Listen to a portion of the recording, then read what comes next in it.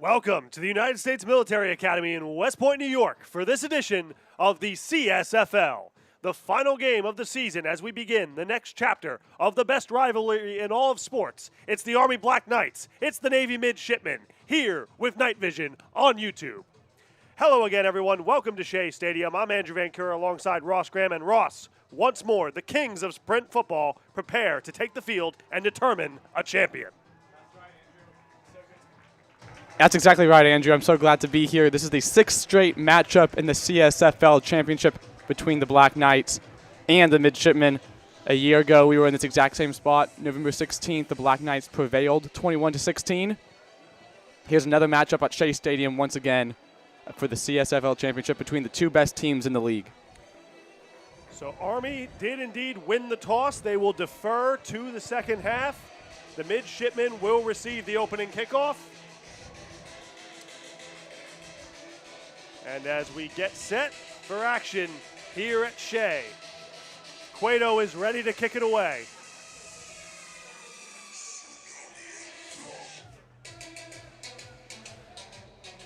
Andrew, a year ago, these two teams met. The Midshipmen dominated the time of possession. They dominated on the total yards, but the Black Knights won the turnover battle 2-0. These are two tough, defensive-minded teams who both can make explosive plays on offense. This will be the first Black Knight matchup Luke O'Connell, the Midshipman quarterback, will get to face in his career. Army quarterback Kyle West returns for his now third total matchup against the Black Knights. Against the Midshipmen, that is. It'll be a tough matchup for both junior quarterbacks, as we're going to get to see this underway as Nick Cueto kicks off for the first time this afternoon. And indeed, as you say, Ross, Cueto boots us away, and here we go. For the sixth straight year, this game will determine the CSFL champion as the Midshipmen take it out to about the 27-yard line. And out comes O'Connell and the Navy offense. As mentioned, O'Connell, Jr., making his first start against the Black Knights. He's 65 for 107 on the season, 851 yards and 9 touchdowns. Hunter Jennings will lead the rushing attack. He has just over 1,000 yards and 13 rushing touchdowns on the season. He's averaging 150 yards per game and 7.5 yards per carry. Hunter's one of the best backs in the whole league. He's playing again after he played in the CSFL game last year as well. And he is the lone back, and he'll take the carry straight up the gut for a minimal gain. Looks like about a yard, maybe 2. And it'll be second down. And Ross, as you mentioned last year, despite the defeat, the Midshipmen did indeed dominate time of possession. We know Army, they like to go fast. They like to be the pass-happy offense. Navy, a little bit more of a ground-and-pound team, likes to control the ball. So we'll see if that is more of a positive outcome for them this season. Definitely, and as you said, they like to run the ball a lot, but the interior defensive line of the Black Knights might be its strongest suit. Their rush defense is the best in the entire CSFL, so it'll be a matchup between good on good. Navy goes back to Jennings. He's got a couple. Fights forward for an extra yard there. And it'll be about 3rd and maybe 6. Oh, underestimated that. 3rd and 4. So a chance for an early stop here for the Army defense. As we'll see if Navy puts this in the air. O'Connell in the gun, split back set. Jennings to his left, 2 receivers to his right. O'Connell, play action.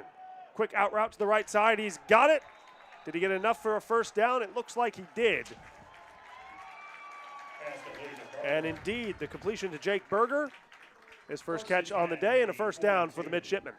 That was cornerback Trey Batson, as we see. That was his first tackle of the game. The Midshipmen were able to just, it was an obvious passing down, but they were able to get open on the short flat there on the West Point sideline and pick up the first down for the Midshipmen. It's always good to pick up your first down, as they've just done here. O'Connell back in the gun. Jennings to his right. 2 receivers to either side. O'Connell puts a man in motion. Takes a snap. Hand off to Jennings. Flag on the play. Jennings is stuffed at the line for no gain. And we'll see what the penalty is. There might have been some movement.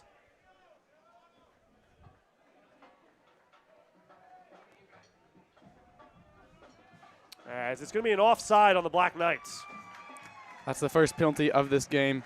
But Andrew, a year ago, these two teams met in the championship game. They both each only had 4 total penalties, which is a stat you don't see a lot of times in football games, but when you have two military academies facing one another who pride themselves on discipline and teamwork, you'll see low penalties. That's not going to be a common occurrence here this afternoon. I would definitely agree, Ross. O'Connell with 3 receivers to his left, Jennings to his right. Takes the snap. He's going to take it himself on a quarterback run. He's got the outside. Looks like he's got a gain of about 3. O'Connell on a keeper. And he slides just short of the marker. So it'll be a second down and about 1. And as we had our first penalty on the day, let's take a look at our officiating crew. Our referee is Kevin Palak. Our umpire is Mike Niglos. Our head line judge is Mike Wazin. Our line judge is Jonathan Perez. Ty Christman is our field judge. Our side judge is Kennedy McFadden. And Brian Gogarty is our back judge. So 2nd and 1 here from their own 49. O'Connell with Jennings to his right. 3 receivers to his left. Takes a snap, looking to throw. Quick out route to the left side, tipped, almost intercepted. But it will hit the turf, an incomplete pass. Now 3rd and 1. That was junior defensive back J.C. Roma, who just barely missed that interception there. That would have been a big game-changing play already in the first quarter. Now it's a very short 3rd down play. The Black Knight bench, the Black Knight crowd gets loud for this 3rd down play, but what could have been a game-changing play is a break there for the midshipmen as they get their now chance to convert on this 3rd down. Interesting to see. O'Connell back in the gun. You'd have to assume Jennings on this carry.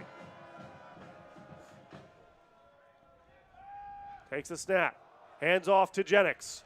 He is stuffed. I don't know if he got it. Jennings on the carry. And doesn't look like it. I think he's short. Jennings ran right into the arms of defensive lineman Tyrus Carter and captain on that defensive squad, 36 Lou Petkus, who met him exactly at the line. Both of these two teams like to go for it on 4th down. 4th and less than a yard at midfield's a no-brainer for either one of these offenses, as you'll see all afternoon. Two teams who are not afraid to go for it. The Black Knights will need another stand. The one they lined up like they were going to go for it, but now a large substitution. As they will bring out the punt team. Jennings is the up back, as they will indeed punt it away. So a quick punt substitution, kicking it well away from the return man. And that is a beautiful punt if somebody can touch up, and yes. A brilliant punt by Aaron Harris, hitting the Black Knights at their own 1-yard line.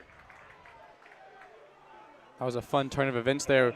We all assumed they would have been going for it, but they brought out the quick kick at the last moment, trying to catch the Black Knight defense, unable to make the substitutions. Merrick Arbogast was able to get back, though, but made the smart play to just get away from it. Excellent punt, though, like you said, down on the 1. A lot of teams like to save all their trick plays for their championship game against their arch rival squad, so could have been a trick play there, but just a clean punt. Now Kyle West gets the ball on his own 1-yard line. As indeed, out comes West and the Black Knight offense. West in the empty set. 3 blockers to his right side, a jet sweep. And a nice gain there by Merrick Arbogast. Get back a few there. Looks like a gain of at least 4, maybe 5. 2nd and 3 at the 8. As it sounds like they'll get 7 out of that, so 2nd and 3 now.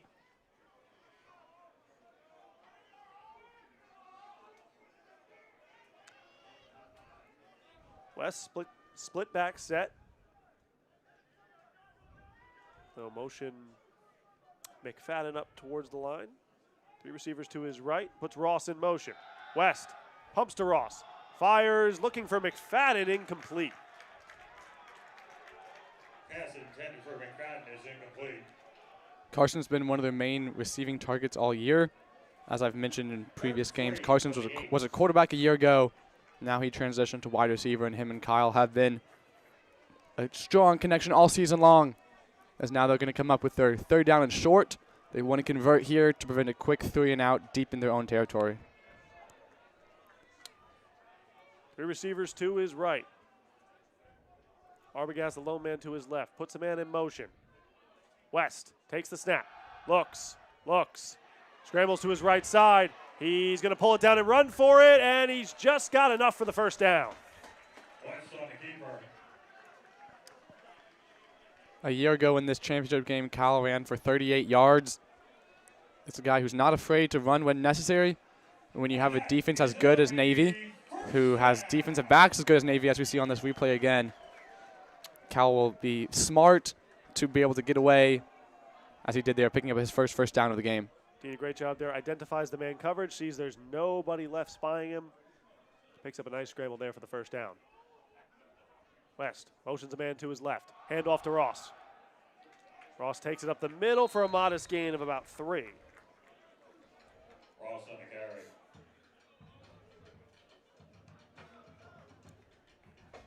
Updahl with stop. We've mentioned how quickly the West Point offense likes to operate, but here so far in their first few plays are fine to get set, get their play going, try to get their first score of the game in this first quarter. 2 receivers to either side. West takes the snap. Play action. Fires incomplete. Looking for Arbogast. Pass intended for Arbogast. Incomplete. Lexington McGurley, defensive back for the midshipmen on that coverage there. The pass just too high outside of the outstretched arms of Merrick Arbogast, a guy who had a 78-yard touchdown reception a week ago at Mansfield. So that'll be a target. The freshman, very quick. He's also the returner on special teams, so a name you'll hear a lot this afternoon. West put Williams in motion. Takes the snap. Looks. Fires. Looking for Williams. Incomplete. Army wants a flag. They won't get one. Pass intended for Williams. And backed up on their own 13. Out will come the punt unit for the Black Knights. 4th down. Ryan in punt formation. Sturkey is deep. A week ago, both of these offenses, midshipmen and Black Knights, in their respective games, had a bit of adversity they had to overcome in their first half of their games, which has prepared them, got them mentally right to, when they're usually used to blowing out teams, both of these teams were almost refreshed to have a bit of challenge a week ago, and so that's something they've taken into this week, taken into this game.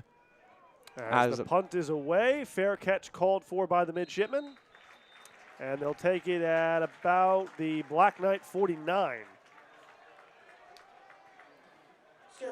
Indeed, Ross, as you mentioned, now this is the 6th time these two teams will face with a chance to win the CSFL. Obviously, the two most dominant programs in the CSFL. So it is refreshing sometimes to have a matchup before you have this big game where you are challenged. It is, and in football they always talk about how it's hard to beat a team twice. The Black Knights did that a year ago, and now they try to extend that to 3 straight wins over the midshipmen, but you're right. These teams know each other very well. They've also had a lot of success throughout the season, so it's going to be a great game here today. Kiri in motion, hands off back to his running back there. That was indeed Jennings.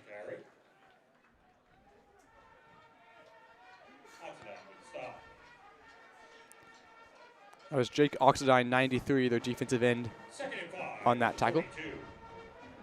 So we saw this, Ross, a year ago. Pound in the run game and then play action over the top. We have not seen the play action deep shot yet. Navy loved this a year ago with Wagner. It was the first touchdown of the game was a deep ball to Chase Stumpf. No longer here, obviously, but we will see when they decide to pull it for that deep shot. As that one is handed off, not to Jennings that time. The head coach for the midshipmen is Major Carter Reading. A year ago, he was Captain Carter Reading. But yes, you mentioned they love that deep play action pass. However, they started with this drive in the Black Knights side of the field.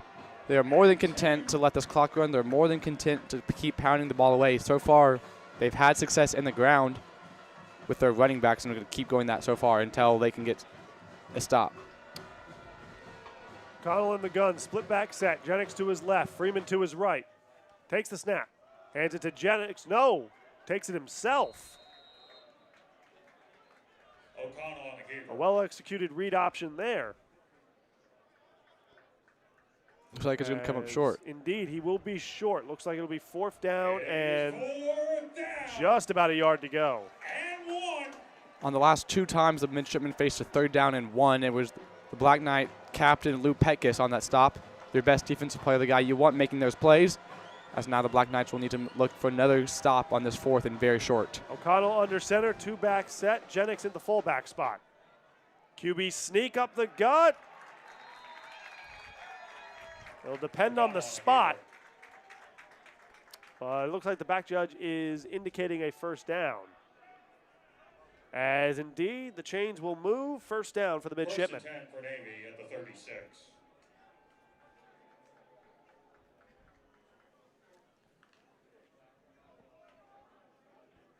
So first and 10 now from the Army 36-yard line. The field position battle working in Navy's favor. Jennings the lone back. No, actually a 2-back set. Jennings is the deep man, fullback right in front of him. 2 receivers to either side. Handoff to Jennings. Jennings tries to use the power, breaks 1 tackle, can't break a second as he's wrapped up and taken down for no gain. Jennings on the carry.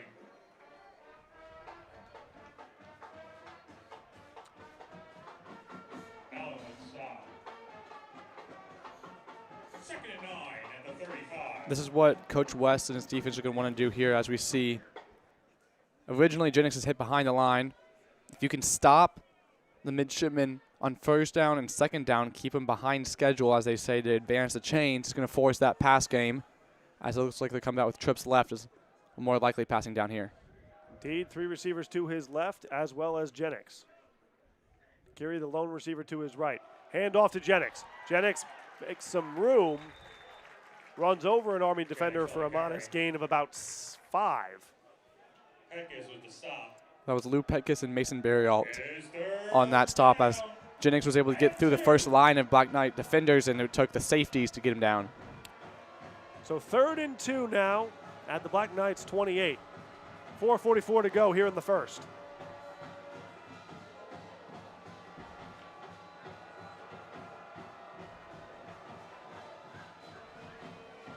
As they'll flip the formation now. 3 receivers to O'Connell's right. Puts a man in motion. O'Connell takes a snap. He's looking to pass.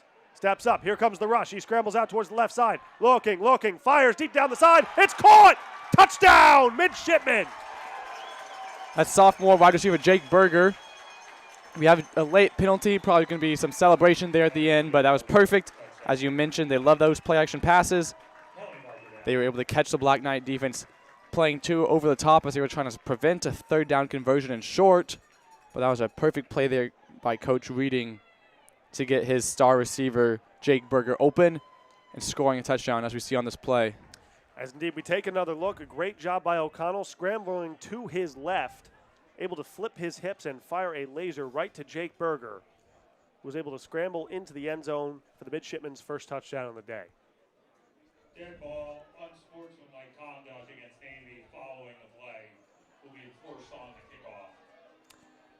So it was indeed an unsportsmanlike conduct on the midshipmen.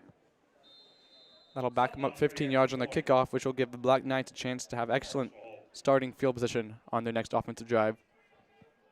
Something they did not have when they started on their own 1-yard line last drive. As the kick is no good. Ja'Cory Sutton, the special teams player of the week for the CSFL.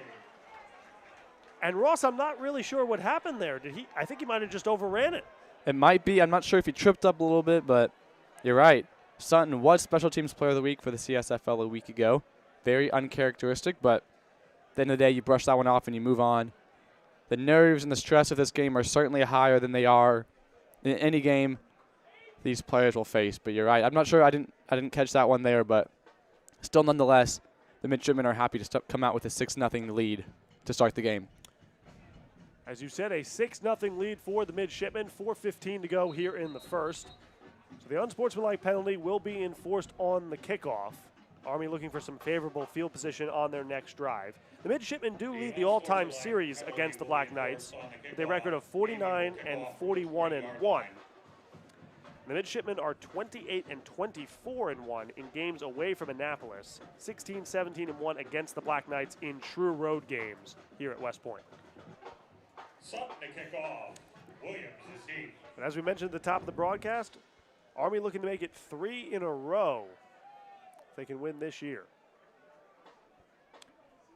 So Sutton, after missing the extra point, will be backed up for this kickoff. As Parker Williams is the deep man for the Black Knights. That's Cyrus Yarpezeshkan.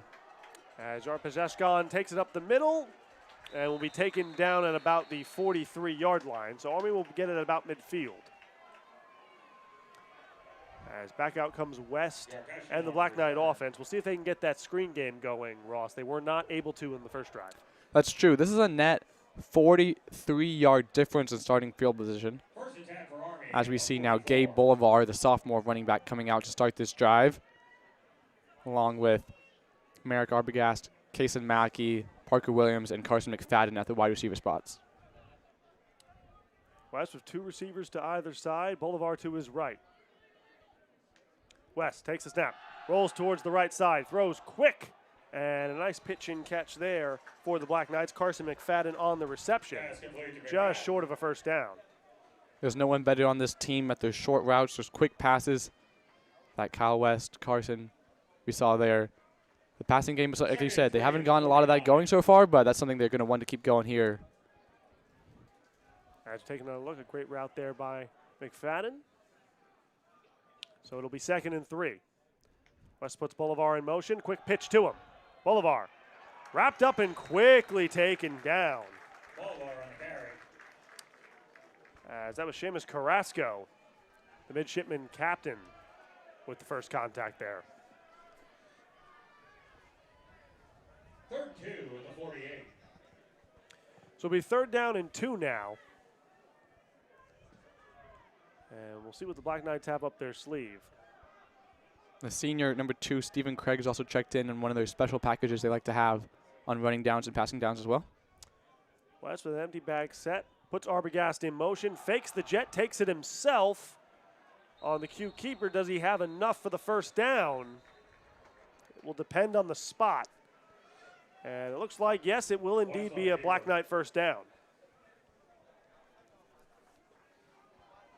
And that is an Army first down. The Black Knights moving quickly here, getting the call from the sideline. West, 3 receivers to his left, Bolivar as well. Williams the lone man to his right. West takes a snap, rolling left. Fires quickly. A huge hit by the midshipman as the ball is coughed up into the air and nearly intercepted.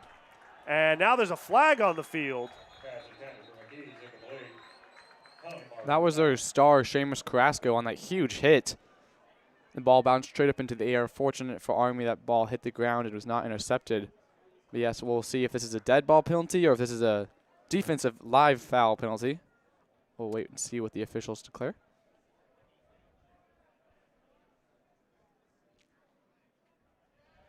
And it's unsportsmanlike conduct on the Black Knights. So that will back them up quite a lot. It looked like Carson Mackey, the intended receiver, was not happy about that hit. 15-yard penalty. And the disturbance he caused was indeed the cause for the foul. You're right. Kaysen is not one of the biggest guys on the field, so yeah, I would not blame him either, especially if you're being guarded by the best defensive back. But now it brings up a very long 2nd down for the Black Knights. West, an offset set. Play action. Looking, all the time in the world. Fires. Intercept. No!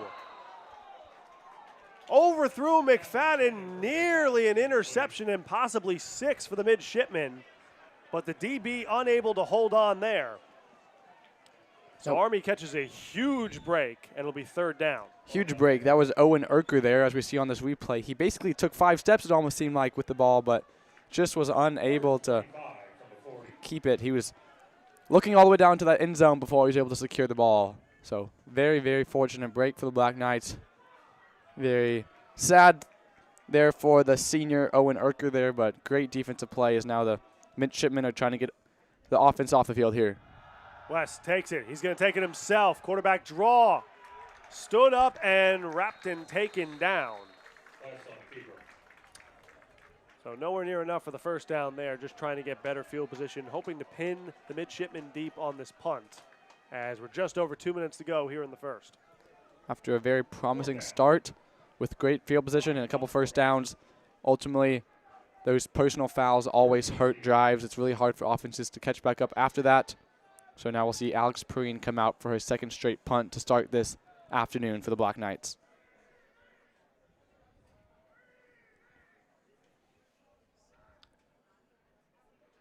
Sturgey, the return man for the midshipmen, as he will call for the fair catch. And the ball will be placed at about the Navy 15-yard line. First and 10 for Navy at the 16-yard line. Great job there by Alex, pinning the midshipman deep as he wanted to there. It's now a minute 34 left on this first quarter clock. The midshipmen, who've been very content to have a slow-paced offense all season long, is not going to change anything now, especially with a 6-0 lead here. So back out comes O'Connell and the midshipmen offense, following the passing touchdown of Jake Berger on their last drive. See what they have in store for us here. O'Connell in the gun. Jennings to his right. Nakiri put in motion. Handoff to Jennings. Stuffed for about a 2-yard gain. That'll bring up second down. Jennings has been pounding that ball through the A-gap so far the entire first quarter. However, I can't imagine that's going to remain successful as the defense continues to make adjustments to that interior defensive line. So it'll look to see Coach Reading make some adjustments here on his offense to see what they can do to continue to let their playmakers get offensive first downs here. O'Connell under center, 2-back set, 2 receivers to his left. Jennings the deep man, the handoff to him. Right up the middle for a nice gain. Looks like he got about 5 on that one. So it'll be third down and short. Jennings on the carry. And we'll see if they get another playoff here before the end of the quarter. That was Mason Berrialt on that tackle there for the Black Knights. And with 3rd and 2, just under 25 seconds to go. See if they decide to even come out of the huddle or if we have a hard count situation here.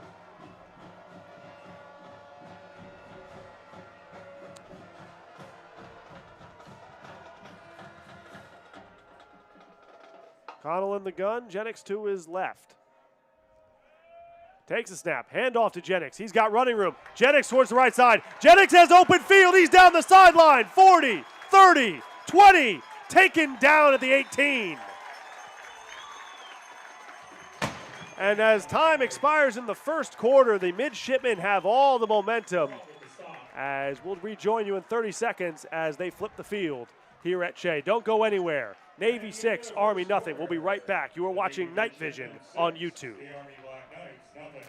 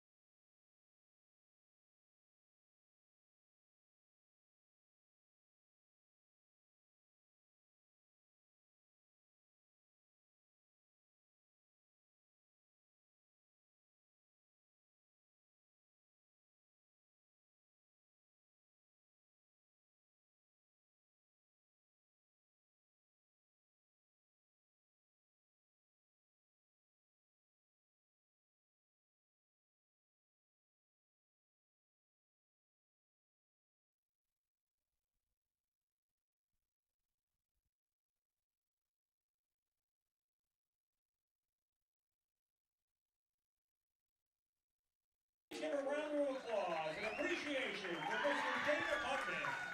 42 years of invaluable service to West Point. Welcome back to Shea Stadium. Andrew Van Cura here with you. Ross Graham by my side as the midshipmen have the ball at the Black Knight 18. A 6-0 Navy lead as we start the second.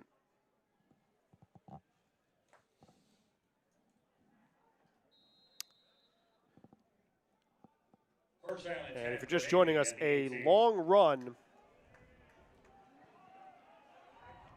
by Hunter Jennings has put the Navy midshipmen in plus territory here into the red zone. O'Connell in the gun. Motions man to his right. Handoff. That is the backup running back who makes a nice break of a tackle. He's into the end zone. Touchdown, midshipmen. There is a flag on the field. That was a sophomore, Broderick Freeman, on that breakaway run there, waiting to see what the man in the white hat calls on this play. As you would have to assume it is on the midshipmen here. And multiple fouls against the midshipmen. Black Knights will accept the holding penalty and move Navy back. So take the touchdown off the board. Still 6-0 midshipmen. First down and 20. But Broderick Freeman's touchdown is taken away. It'll be 1st and 20 now at the 28. And as you can see on the camera there, Jennings has checked back in, sitting there and leading that offensive huddle.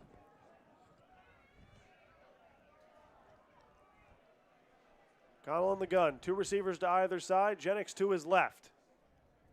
Puts Nakiri in motion. Takes a snap. Looking to pass. O'Connell rolling to his left. Fires for Nakiri. He's got it. Touchdown, midshipmen.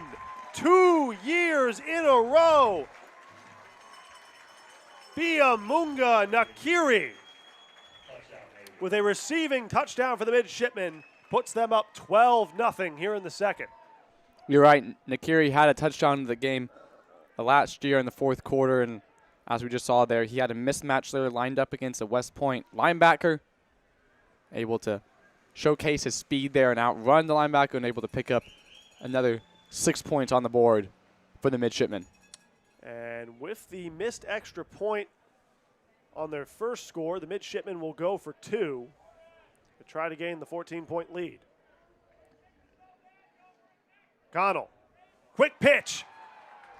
And Jennings, he's got it. Put 2 points on the board for the midshipmen. It's 14-0 Navy. I believe that was E.B. Denson actually on that little shovel pass there from the starting QB Luke O'Connell there to pick up the 2-point conversion and bring it out to a traditional 14-0 score. You are correct, Ross. Indeed, it was E.B. Denson.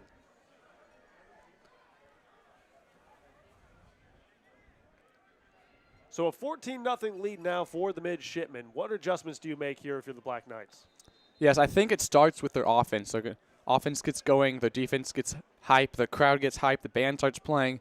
I think it starts ultimately, as you always say, with your leader. That would be their junior quarterback, Kyle West. It's up to him to control this offense. I'm sure we'll see J.P. Ross back in action on this drive as he'll try to get the ball going on the ground, and then Kyle will try to get some passes completed. I'd love to see Merrick Arbogast or Parker Williams with completions on this drive as well. They're 2 fastest receivers.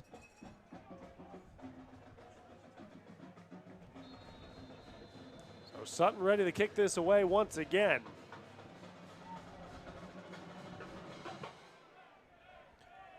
And boots it deep. As the Black Knights are on the return, they have some running room, but are pushed out of bounds at around the 41-yard line. And it looks like we have some extracurriculars on the sideline.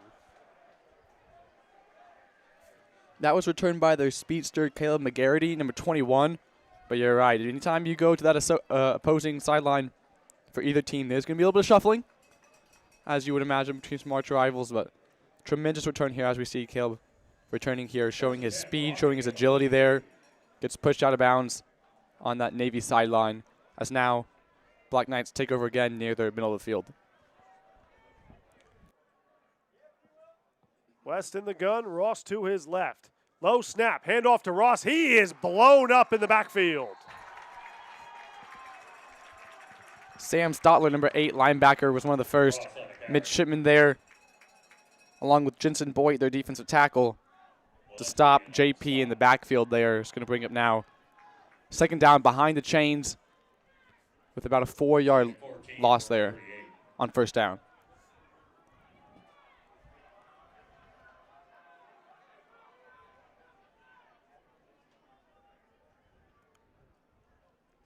West takes the snap, looking to pass.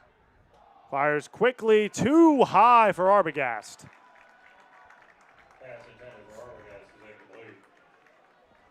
It's been a little bit of a trend so far in this first half. Just unable to make the connections from Kyle and his receivers that we're used to seeing all season. But still, obviously, very talented playmakers all throughout that offense, as now they're going to try to look to convert on this long third down. 3rd and 14, 3 receivers to his right as well as Ross. West takes the snap, looking to pass. Rolling to his right, still looking to throw. Fires it towards the sideline, intercepted! Sean Betway, number 3, their defensive back there. He was guarding 12 Carson McFadden there. He was able to make a break on that play. Carson tripped up a little bit, and Sean was able to make that interception there, diving on the near sideline here. Turnover for Kyle West, a guy who, like I mentioned at the beginning of the game, a year ago, Kyle didn't turn the ball over at all, and the Black Knights got 2 defensive turnovers. So turnover battles are huge, especially in championship matchups like this. As we take another look, looks like West wasn't able to properly set his feet. Ended up underthrowing that one. As back out will come O'Connell and the midshipman offense. Jennings the deep back. 2 receivers to his left. O'Connell under center, takes the snap. Play action. Rolling to his right. And we'll just get rid of that one. Good job by the Army defense not to bite on the play action there. That was Will French, number 28, the junior linebacker there, who is getting pressure on O'Connell, forcing him to throw the ball out, making it a 2nd down and 10 now.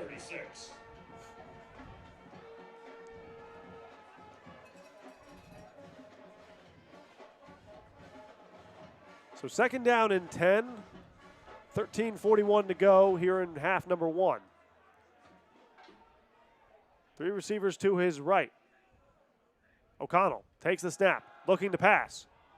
Quickly throws towards the right side. It is caught.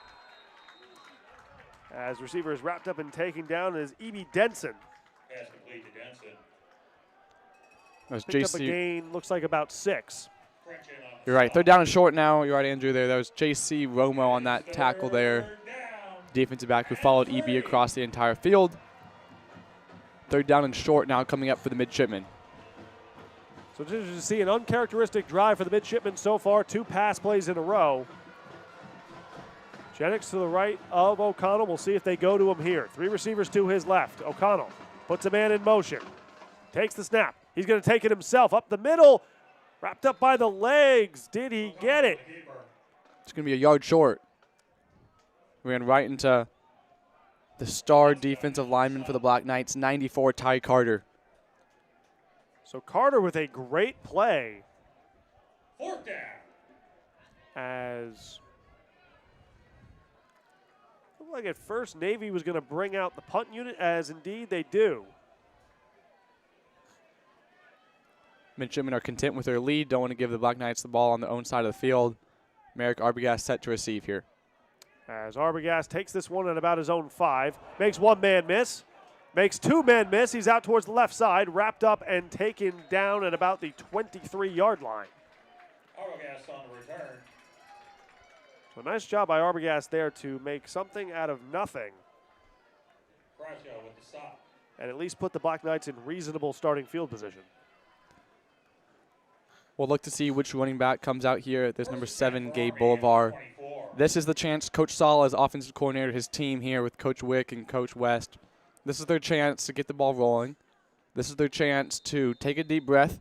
They're not used to being down 14 points, but they have to understand the reality of where they're at, keep their mind level, and get ready for another offensive drive here. West with Boulevard to his right. Takes the snap. Rolling right. Looking incomplete as he gets that one away. Just nobody open on that one. And Ross, as you mentioned, the Black Knights not used to playing from behind. However, at least positively for the Black Knights, their offense should translate to being effective when down. Definitely. They might be the best team I can think of at being able to score points quickly. A week ago at Mansfield, they were on their own 5-yard line. And then in 2 plays, they scored a touchdown at 95 yards. So the most electric offense in the league here, fully capable of scoring quickly. West drops back to pass. Fires for McFadden. Caught. Does he have enough for the first down? Indeed he does. And that is an Army. That was good coverage there by the midshipman number 4, Tucker Updahl. Carson had to outstretch his arms completely and dive for that catch. Good job there. Knowing also where the chains are, something receivers should be trained to do, to know which yard line they need to get to. They were able to pick up the first down there. As they move McFadden to a tight end spot here, Boulevard to West's right. And flag on the play, a false start on the Black Knights.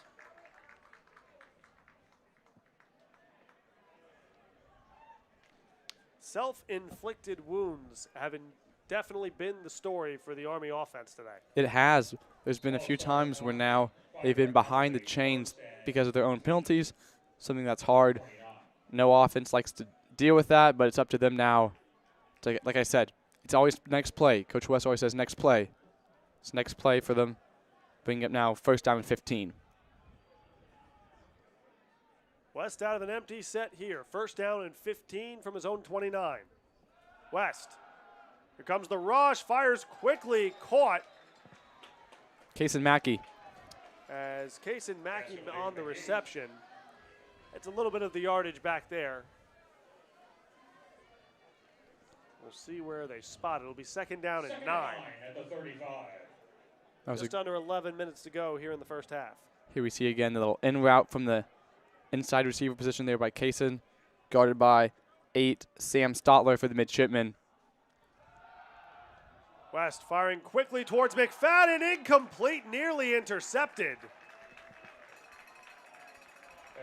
Seamus Carrasco was all over that one.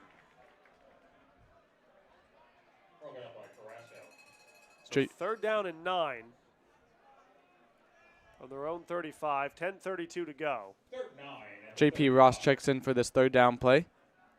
Generally more of a receiving back, as we're in a pretty obvious passing down position for the Black Knights. Ross to his right, 2 receivers to either side. West takes the snap. Fires towards McFadden, caught. Did he get enough for the first down? Yes. Yes, he did.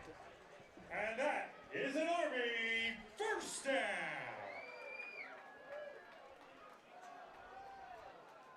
Cyrus Yarpes Eshkon, 81, checks in to play the inside receiver on the near sideline for the Black Knights. Good job there by Kyle to evade the pressure there. The midshipman defensive rush has been great all afternoon, but good job there by the offensive line Dirt Pigs for the Black Knights, giving Kyle time to pass on that one. West looking to throw again. Steps up, he's going to run. Moving towards the left side, tries to flip it, incomplete, nearly intercepted. A dangerous decision there by Kyle West, trying to flip it to his back. Pass intended for Arbogast is incomplete. And Ross, I'll just say, if the Black Knights want to get back into this game, Kyle West needs to do a much better job of taking care of the football.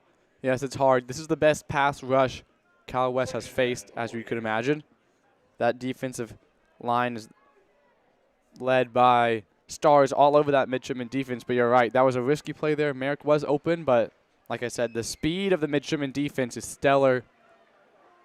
A little bit of a pitch pass there, trying to get it to Merrick, but good job just breaking that pass up, not letting another interception happen. West, play action. He's got a deep ball. He's got Arbogast pulled down. There's the flag.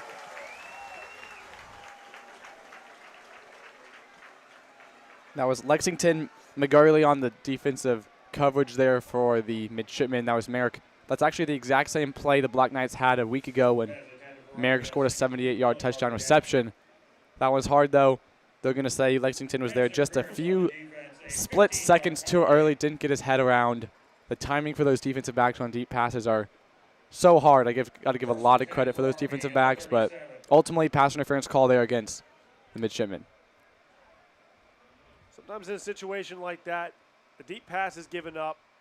You pull the guy down, you take the PI as opposed to allowing the touchdown there. As the handoff to Bolivar goes nowhere.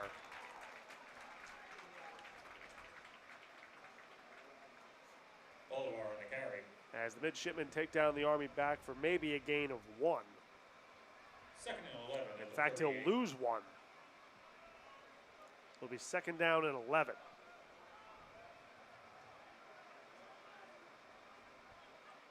Arbogast, the lone man, to West's left.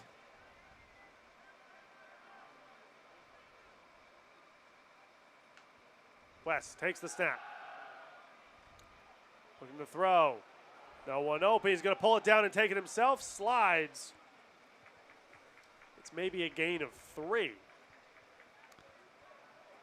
The spotting on those quarterback slides is always funny to me. It looks like they're just going to bring him right back to the original line of scrimmage, because while it might seem like he gained 3 yards, it's really where the ball is, which is the back of him. And so when he slides, he's really farther back than that. So they're going to bring back 3rd down and 10 for this Black Knight offense. I imagine that this is going to be 4-down territory.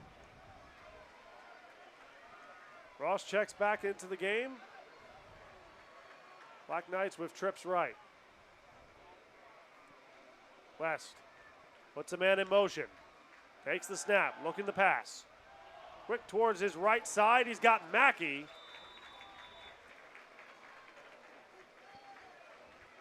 Don't quite know if he has enough for a first down. Looks like they're going to mark him short. Good job there by Carrasco getting the tackle immediately, not letting Kaysen pick up any more yards. It's going to be a 4th down and 2 now for the Black Knights.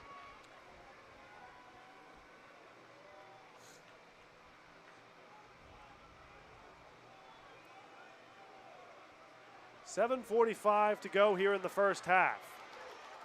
A bunch formation to West right. Jet sweep to Arbogast. Makes a cut. Quickly hit at the line. He might have been stood up. Did they get it? Pass complete to Arbogast. Jake Walensky, 22, hit him immediately. Merrick's helmet comes off. He has to come out of the game. So senior Stephen Craig will check in. First down for the Black Knights, moving quickly now. 2 stack wide receivers to each side. West, handoff to Ross. Ross makes a cut. Looks for running room, gets about 4. Ross on the carry, penalty marker down. Might be coming back against the Black Knights. As yes, a penalty marker down, holding on the Black Knights.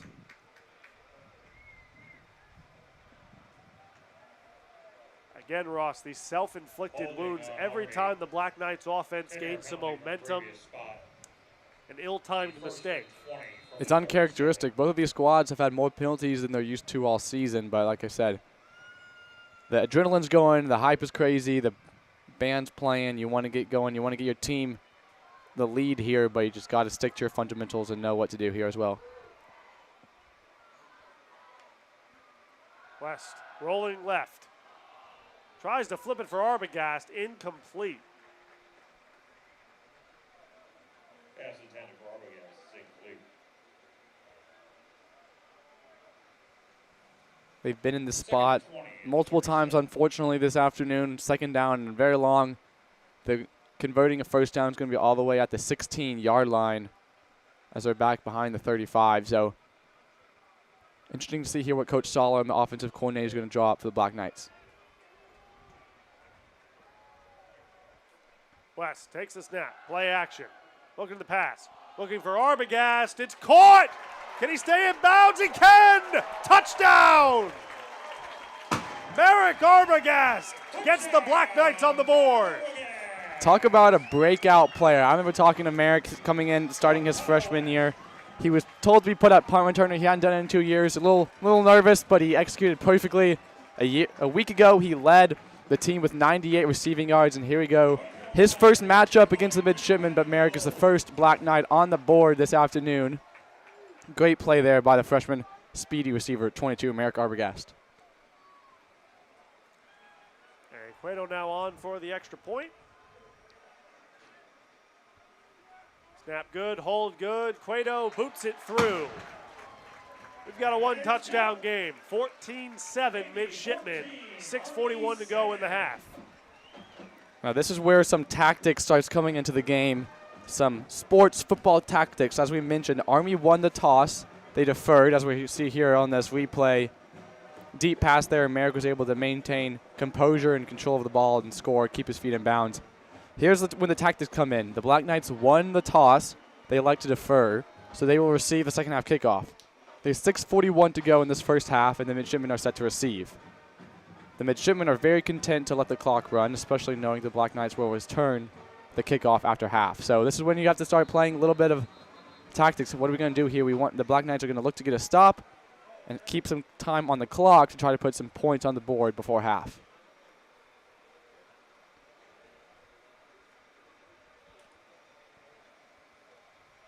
Cueto to kick off. Denson and Sturkey are deep. Sturkey and Denson, the deep return men here.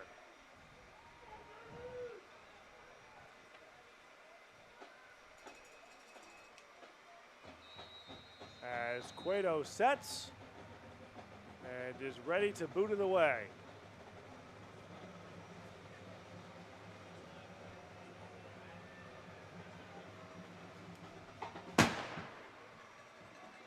And it's going to be returned by Denson from his own 2-yard line. Denson looking for running room. Wrapped up at around the midshipman 24. Anthony Paradiso, the Black Knight, 39 on that tackle there. Paradiso with the stop. So midshipman will take this ball out at the 24-yard line. So 1st and 10, back out comes O'Connell. 1st and 10 for Navy at the 24.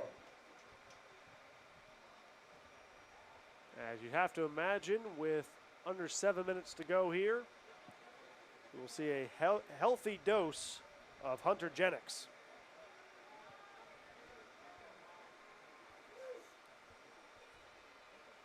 As the midshipman running back is to his quarterback's left. Man in motion for the midshipman. Hand off to Jennings. Straight up the gut. Taken down for a gain of maybe 2. Jennings on the carry. Allen with the stop.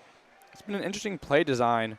Every time they've been handing it off, Luke O'Connell makes them sort of gesture that he's keeping it as if it was an RPO. I don't think I've seen O'Connell keep it on an RPO, but something that the Black Knights should be aware of as the linebackers start to cash in there on Jennings. It's important to be aware that O'Connell is a runner and he can keep the ball as well if it was an RPO situation.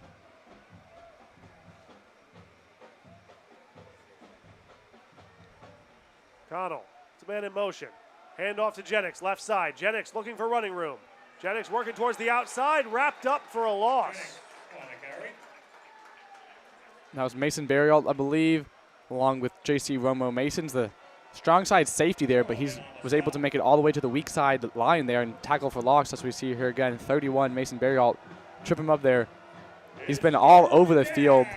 Their quickest defender is able to get everywhere. So now, like I mentioned, this is a big play for the Black Knights here. There's 5.5 minutes left in the half. They get a stop here, they get the ball back, they can put points on the board.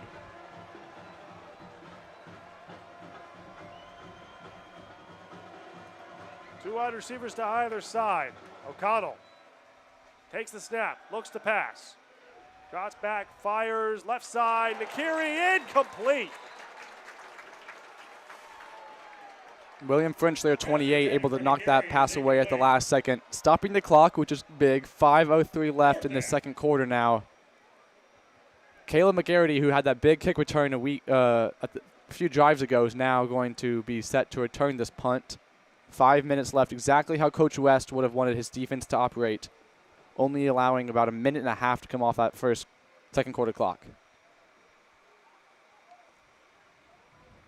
As we're taking a look at the great defensive play there from the Black Knights. Good stand by Army, and now the momentum starting to turn the other way. The punt is away. McGarity will take it from his own 30. Makes one man miss. Tries to make a second, but can't. Wrapped up and taken down. Looks like at about his own 34.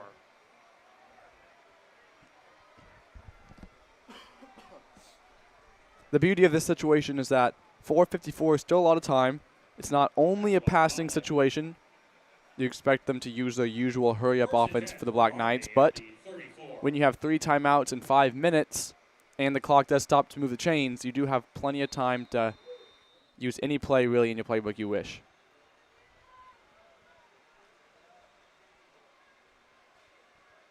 West with 3 receivers to his left, Bolivar to his right. It's a man in motion. Handoff to Bolivar. Gets up the middle for a nice gain of about 5. Maybe more. Gabe's their strongest skill play on that entire Black Knight team. As you can see, just looking at him, there he goes. Bounces off 1, 2, and then the third tackler to pick up a solid gain on first down. It was a 6-yard gain for Bolivar.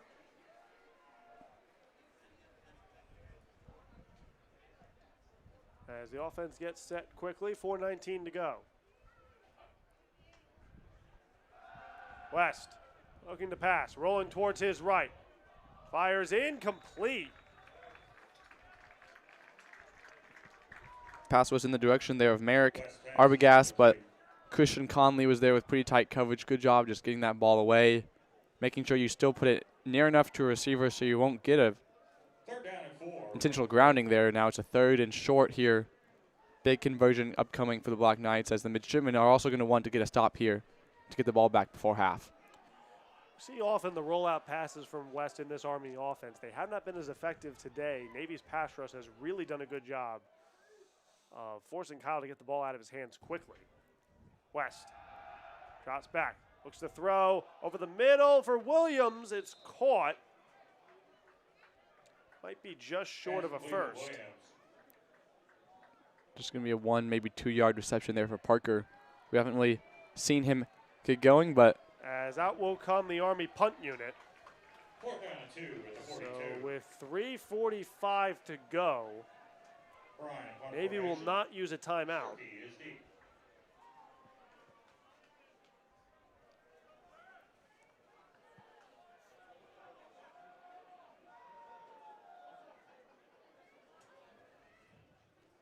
As Sturkey is back to return this one.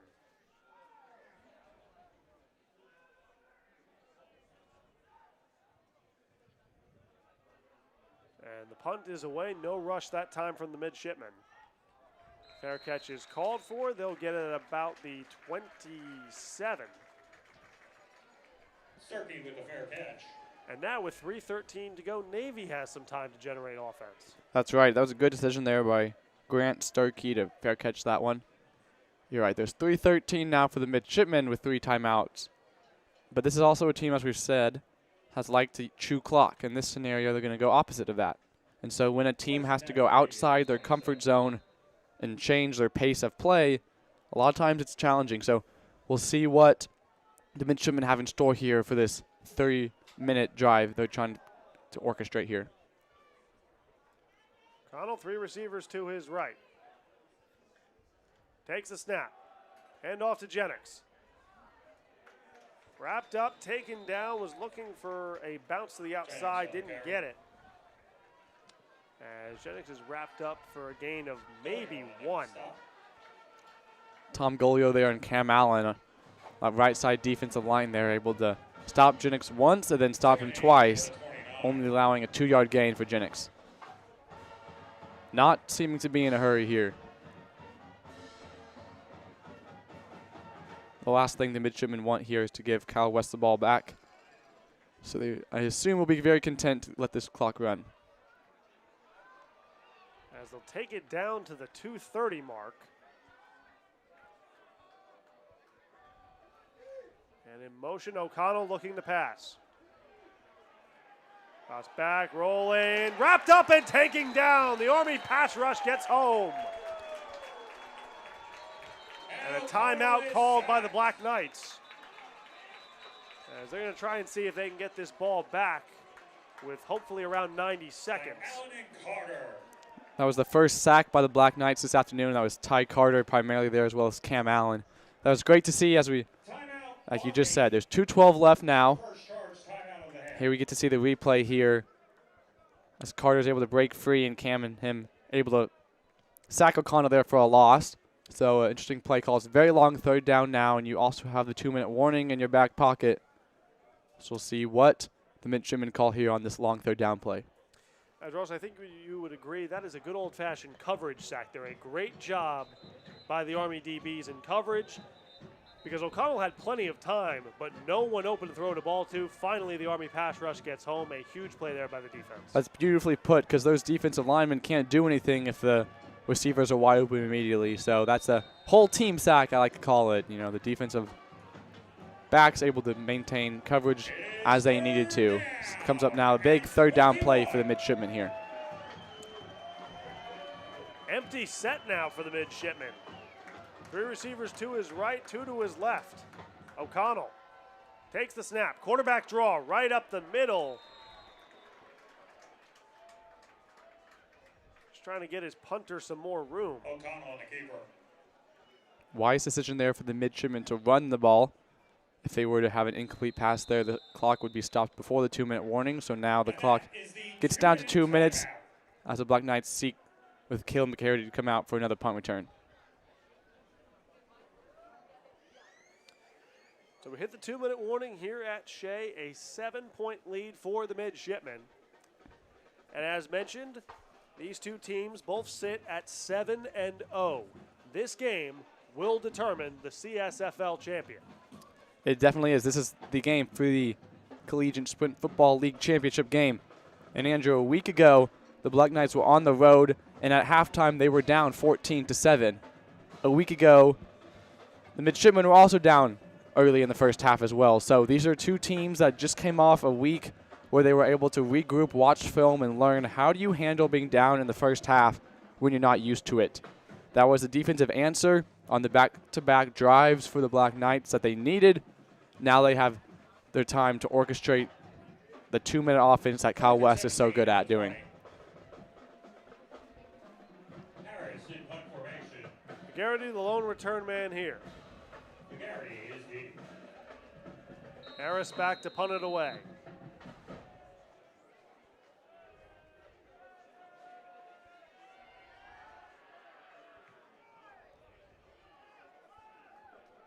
As it bounces in front of McGarity, he'll let it go. Rolls and stops at the Army 30. Down at the 30-yard line. 1st and 10 for So a Army. minute 50 here to go for West and the Black Knight offense. I mentioned it earlier, but this Black Knight offense went 2 plays, 95 yards for a touchdown to take the lead a week ago. So super used to this. They practice this in their practice periods all week long. This 2-minute drill, they're poised, they're ready to go. They have their plan ready for this. Army will receive the ball to start the second half, so a chance to double up on the scoreboard. West has 2 receivers to either side. Ross checks back into the backfield. Whistle blown. Timeout by the Black Knights. Timeout, Army. It's not what you like to do to start off after you just came out of the huddle and the clock hasn't been running, but it's important to get your play right. But I know that's not what Coach West likes to see, but again, it's important to be ready here. You don't want to rush anything. You still have a lot of time on the clock for this drive.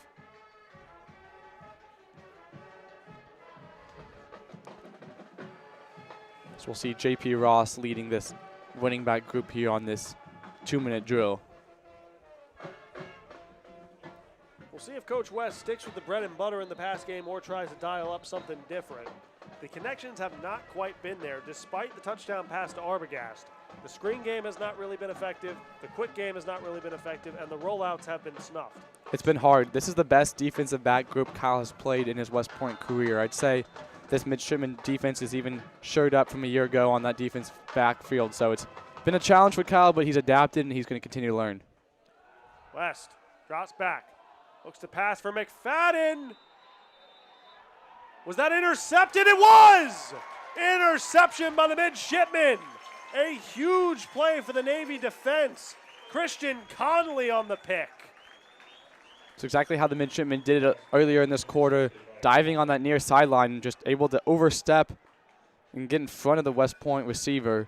As now, basically everything we just said go out of the books. Now, Navy has 3 timeouts, a minute 46, and 39 yards to put more points on this board before they go on defense to start the second half. Favorable field position and momentum on their side as West once again the interception, trying to get it to McFadden. As O'Connell comes back out, split back. Hands off to Jennings. Looks for running room, tries to bounce off an Army defender there, but cannot keep his feet taken down. No gain there. Clock keeps ticking. 90 seconds to go here in the first half. Second and 10 at the 39. Jake Oxidine there on that stop. Now, the midshipmen are going to want to chew this clock, but they're also not going to be quite in field goal range. I'm not assuming the midshipmen have a 56-yard plus field goal in their bag. So, yes, they want to chew the clock and get the points on the board, but they'll at least need another first down to be in field goal range.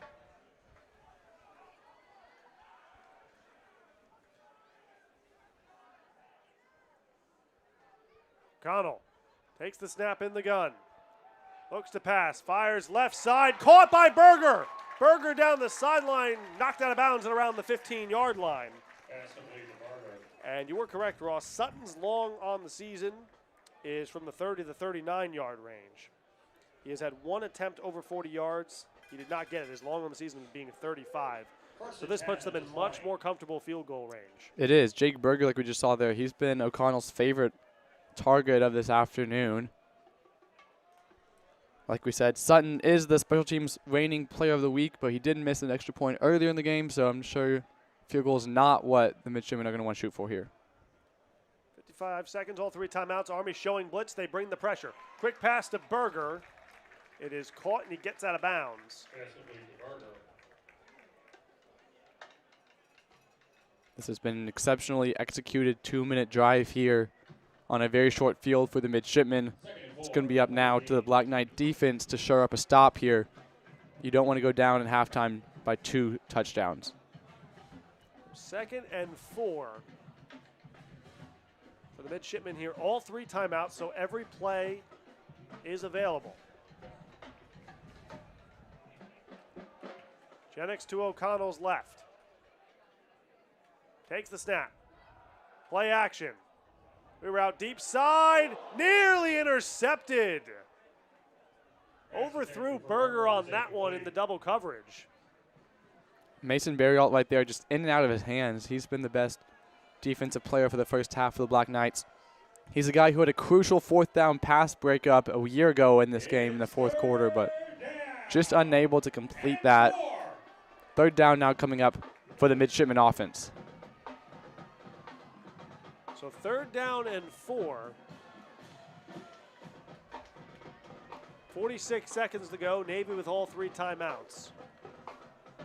A power formation here. No receivers split out. Jennings the carry right towards the right side, getting a push from his line.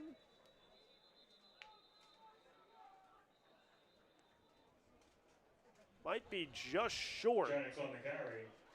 of the first down. It looks like it's going to be 4th and inches. With the stop. Timeout by the midshipmen.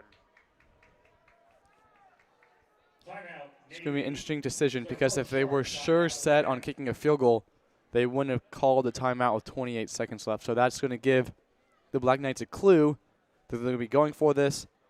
Now, they can't hard count them on this either because you can't call back-to-back timeouts. So when the midshipmen come out here to snap this ball, now you're knowing they're going to go for it. It's going to be a handoff to Jennings or a QB sneak, but 28 seconds left here. They call that timeout so they can set up their 4th down conversion play to try to get 7 points on the board.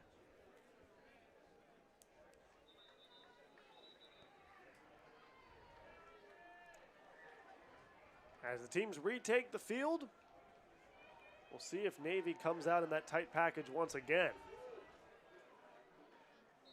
It is 4th down and 1. 28 seconds to go. Navy holding a 7-point lead. As indeed they come out in that power formation once again. And they go on the sneak. And a big push forward. And a first down for the midshipmen. They'll call their second timeout. 19 seconds to go here in half number 1.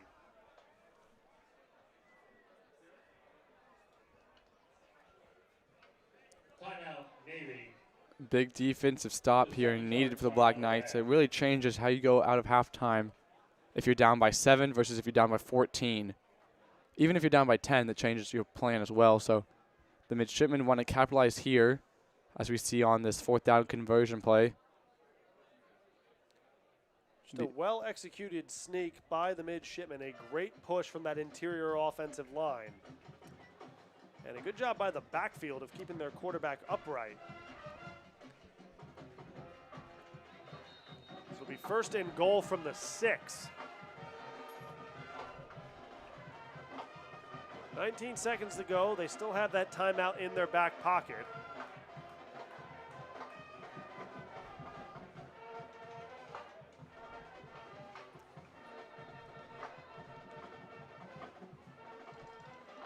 First and goal from the 6.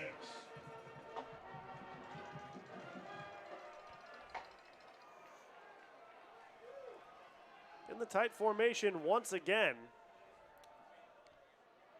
As a handoff to Jennings. Taken down at about the 3. Romo in on the stop. JC As Navy Romo. will use their last timeout. Yeah, JC Romo is that. Timeout. Now he's got back-to-back tackles coming out on the outside from that cornerback position, but 13 seconds left, like you just said, Andrew. So an interesting decision there, Ross. They go back to the jumbo package and right back to the ground game. So close to the end zone, but with only the 1 timeout. Now, a sack could end the half. It would. A sack would end the half because there won't be enough time to get your field goal unit out. I would look to see a quick pass on a fade in one of the 2 corners of the end zone on this first play, or it's going to be a quick run kind of scenario. I would expect, if I'm the midshipman head coach, I'm going to do a quick pass to the end zone, and if that doesn't work, the clock will be stopped. Then you'll have another chance to pound the ball in on the ground.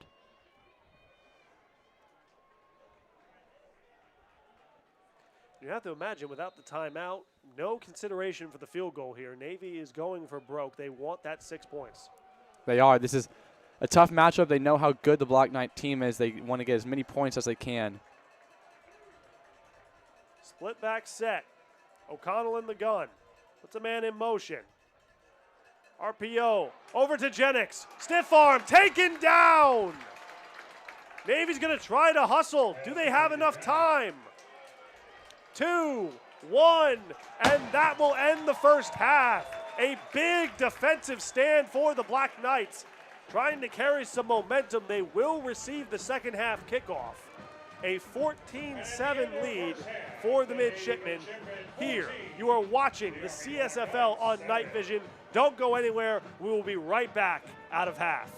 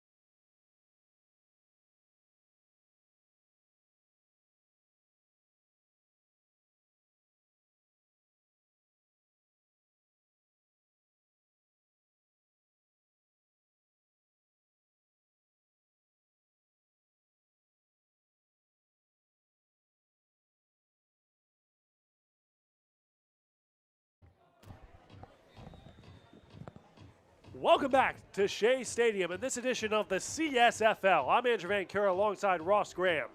The Navy midshipmen take a 7-point lead into the second half. Army will receive. And Ross, for the Black Knights, they've got some things to get right on offense. They do. There's been a lot of good for both teams in the first half, but a lot both teams want to clean up. For the Black Knights, in the first half, they had 10 rushes for 24 yards. That's a stat that's hard to look at for Coach West. His ground game is powerful. They're known for their passing, but the ground game is powerful. They need that ground game to open up. And then another thing we talked about all first half, they finished the first half 4 penalties for 35 yards. On the stat sheet, that doesn't seem significant, but they were so circumstantial. They were drive killers. They kept off points from the board for the Black Knights. So this is going to be their time to shore up their ground game and to shore up their discipline in the penalty area. And Ross, as we talked about in the pregame, the turnover differential in rivalry games like this is so crucial. Army already 2 interceptions in the first half. Yes, that's something that the exact opposite happened a year ago. It was a 2-0 turnover lead differential in favor of the Black Knights. So you're right.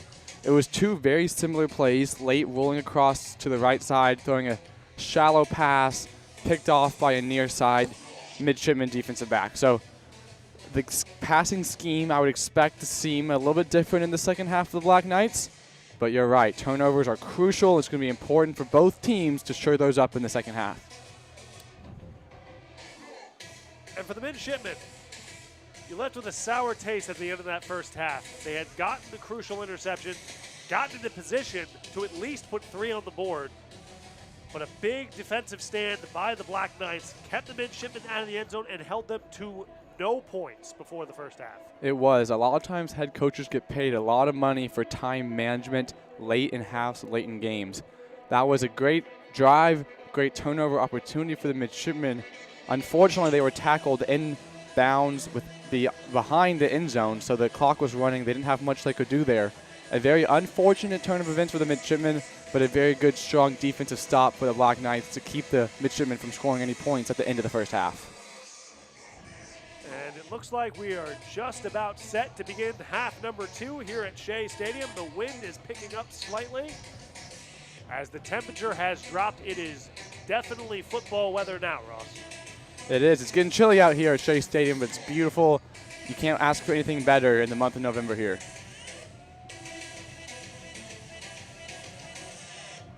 As Sutton readies the kickoff. 3 return men deep for the Black Knights.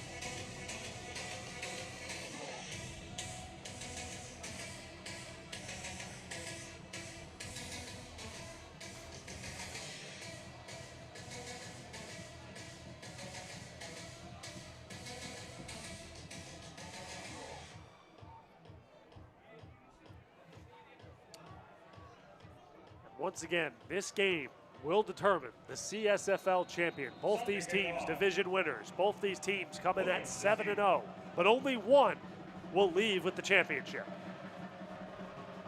As Sutton boots it deep over towards Arbogast, who will take it from his own 20. Working back towards the left side in the middle of the field. Wrapped up and taking down and around the 34-yard line of the Black Knights, as back out will come West with the rest of the offensive unit, hoping for better success here in half number 2. The start the ball with good field position, and I remind this is exactly the score the Black Knights came out of the second half, starting off with a week ago against Mansfield. It was 14-7. They were down at half. They came out, and Merrick Arbogast had a 78-yard touchdown reception to tie the game. So this is a very, very familiar position. Certainly I know Kyle's at calm and at ease with JP Ross right there, getting ready to start the second half. West in the gun, Ross to his right. Play action, quick screen towards McFadden. Makes a man miss, gets about 3. Pass complete to McFadden. Those are the passes we're used to seeing. Those screen passes to the running backs, screen passes to the outside receivers. Those are what we're used to seeing in the usual West Point offense we're so used to. Absolutely, Army looking to get the screen game going here in half number 2. 3 receivers to West's left, Ross to his right. West puts McFadden in motion, takes the snap, handoff to Ross. Almost wrapped up in the backfield, but fights forward, at least back to the line of scrimmage. Maybe a gain of about 1. That's why JP's that starting back, the ability to bounce off tacklers, is he's the best on the team. And a running back room that's deep with 5-star running backs, he's the #1 for that reason right there. The stat sheet will only show 1 yard, but that was 4 or 5 yards after contact there, able to keep ahead, just keep on track to get a first down here. So 3rd and 5 here for the Black Knights. 3 receivers to West's left. Ross as well. Rolling left. Ross the lead blocker. West pulls. Here comes the rush. Fires in. Complete. And once again, Ross, that Navy pass rush causing problems. Those normal quarterback instant bootleg plays that are usually such a successful part of this Army passing game have proven ineffective against the Navy defense. That's right. Kyle, frankly, is most used to being able to stay in the pocket and deliver strikes downfield. However, he's been forced out much more often than he's wanting to. And then the defensive backs, like I've said, have been so strong all night. We'll see another punt to start the half for Alex Preen and the Black Knights.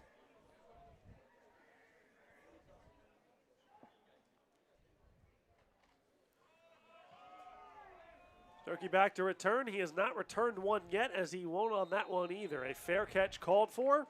Starkey with a fair catch. As the midshipmen will take it at about their own 21.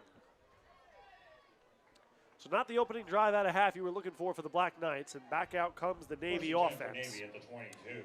Luke O'Connell, his first start against the Black Knights, he's been rather efficient, 95 yards, 2 touchdowns. He has relied on the ground game, but has gotten his chances in the play action. So we'll see what they come out with here to start. Major Carter, reading the midshipman head coach, has also got to like the 6.2 yards per carry. Hunter Jennings has been able to produce the entire first half as well. Is Freeman as the back in this set. As he'll put Jennings in motion, hand off to Freeman. Gets a modest gain of about 2. Freeman on the carry. This is exactly what the midshipmen want. Now they're able to go back to their slow-paced offense. They have the lead. They just got a defensive stop on a 3-and-out. Now this is their chance to let the clock run, to reset. Their first half didn't end the way they wanted it to, but at the end of the day, they're still up 7 points, and they still have 2 full quarters to play.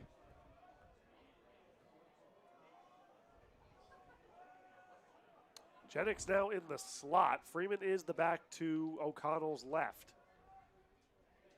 O'Connell takes a snap, looking to pass. Quick over the middle for Nakiri. He's got the catch and he's got the first down.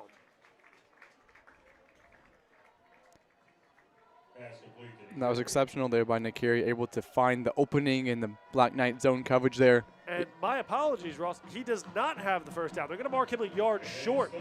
Okay, this is a big 3rd down play then for the Black Knights. That looked like an interesting spot there, but the Black Knights will take it for this 3rd down now defensive play here. O'Connell now under center. Jennings is the lead back. Stack wide receiver set to his right. O'Connell, QB sneak. It looks like he's got it. There is a flag in the backfield. And we'll see what the call is here.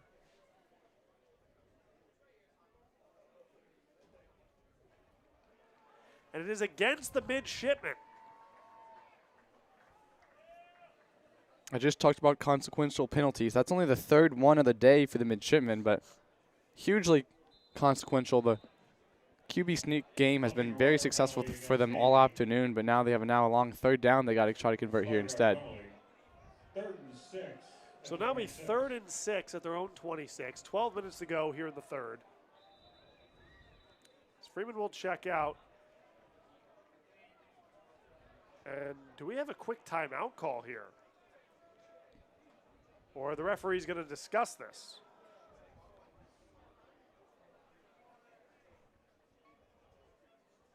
It was unclear exactly what the penalty was, but it was definitely against the midshipmen, backing them up 5 yards. I believe it was most likely an illegal formation to bring them back from the 3rd and 1 to the 3rd and 6. Had it been a hold, it would have been 3rd and 11. So officials discussing the spot here. So now this 3rd down and 6 play is about to begin as officials are talking to the head coaches on both benches right now.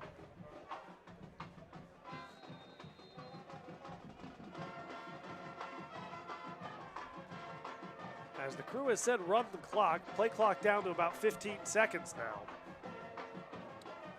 So Navy's going to have to hustle back out here.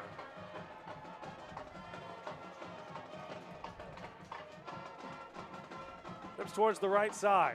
O'Connell puts a man in motion. Takes the snap. Looking to pass. Quick down the left sideline. Caught. Berger. First down, midshipman. That's been O'Connell's #1 receiver this whole afternoon. Another first down reception. That seems to be Jake Berger's specialty. First down catches. First and 10 at the Now, 39. big first down conversion there for the midshipman here.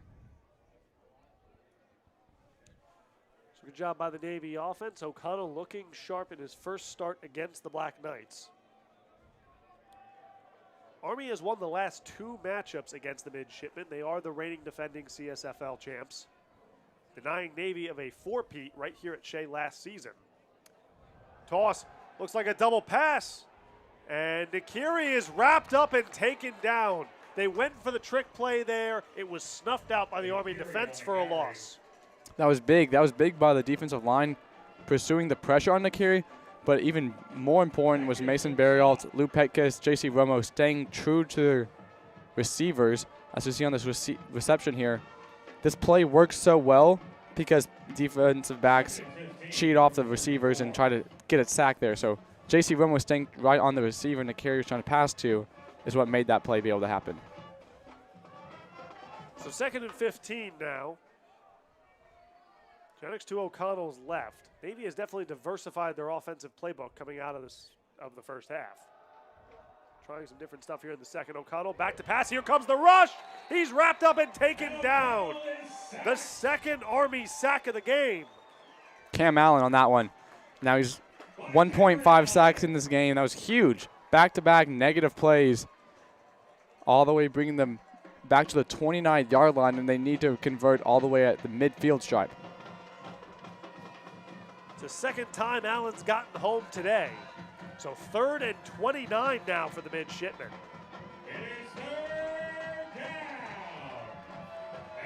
As they put Navy into an uncomfortable situation here, you might just see another one of those quarterback draws to try to make some more room for the punt team. That does make the most sense in this scenario. As indeed they come out in the empty set.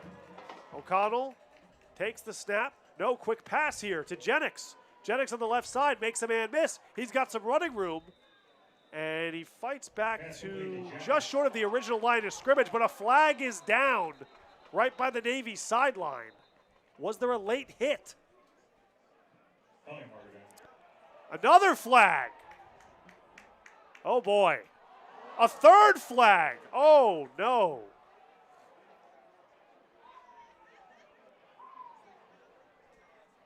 And you'd have to imagine, given the reactions by the players on the field, that these are going to be on the defense.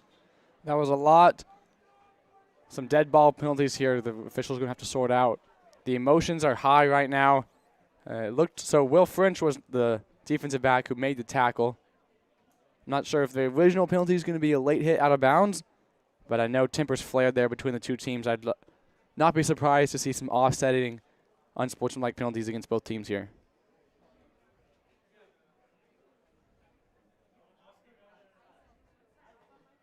So personal foul on the Black Knights. Sportsmanlike conduct also on the Black Knights. And it's a first down for the midshipmen. All penalties against Army. And again, Ross, another self-inflicted wound by the Black Knights. You take what was a great stop and convert it into an easy first down now. That's plus, Navy. Yeah, you're right. That's plus 30 penalty yards because you have a live ball personal foul and you have a dead ball personal foul. So I believe that's where they got the 30 yards from. I believe it was a most likely going to be a late hit 15-yard personal foul and then a unsportsmanlike. I'm not sure what the exact ruling is, but it looks like they got plus 30 now. They're already big break there. Exactly what the midshipmen needed. And yes, both penalties are assessed against the Black Knights, 15 and then another 15, as the midshipmen will now take the ball at the Black Knight 38. 8:50 to go here in the 3rd. 2-back set for Navy. O'Connell, play action. Looks for Nakiri. He overshoots him down the right sideline. Incomplete. Navy fans want a flag. They won't get one on that one. No, there wasn't enough tussling back and forth to be able to get a pass interference on that one, as we see on this replay. Frankly, the ball was too far thrown, almost in the untouchable region, but yeah. A little bit of hand fighting, but nothing I would think to warrant a flag there. Good no call by the official. Nothing substantial by either player to have interfered with the ability for either one to catch the ball, so no call on that one. Back in the two-back set. O'Connell with two receivers to his right. Takes the snap. Play action once again. Quick out to the right side for Berger, who makes the catch and gets out of bounds. Cuts the distance to the first down, sticks in half. Looks like it'll be about a 3rd and 4. 3rd down and 4, but you have 2 plays to get this. They're not going to punt in this area, and it's way too far for a field goal. So, yes, it's 3rd down and 4, but you have 2 plays to get 4 yards.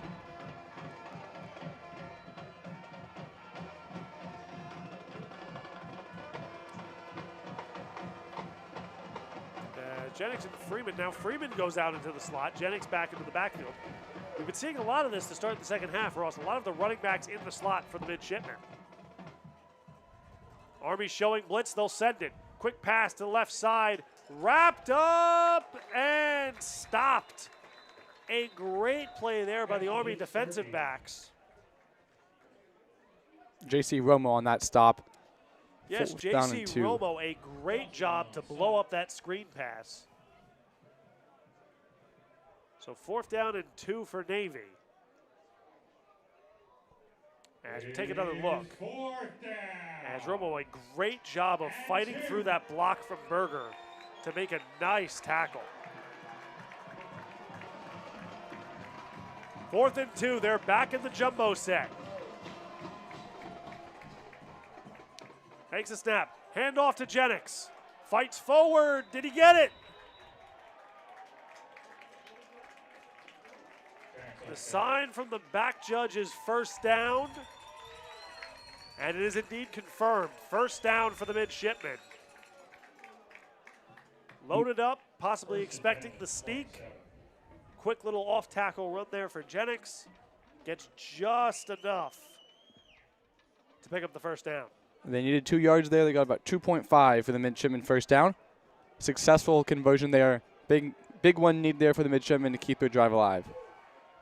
2 receivers to either side of O'Connell. Jennings to his right. 1st and 10 from the 27.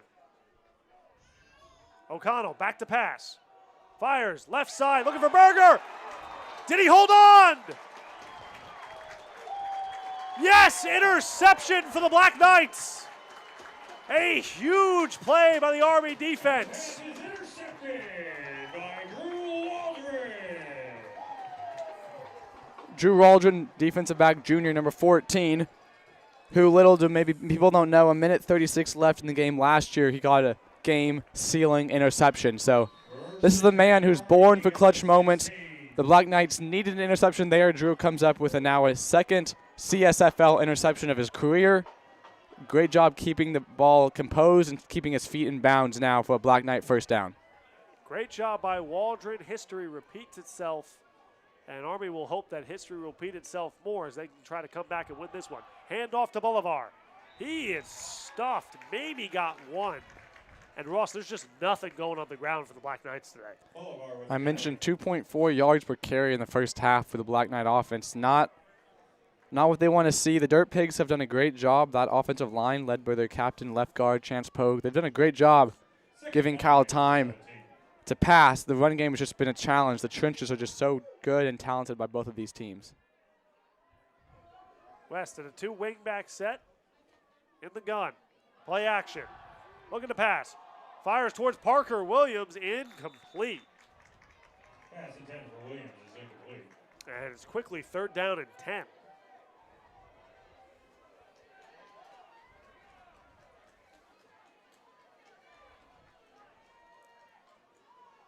As we'll hold for a second here, we have an official tying their shoe. Oh, yep, that's why we do the double knot, Ross.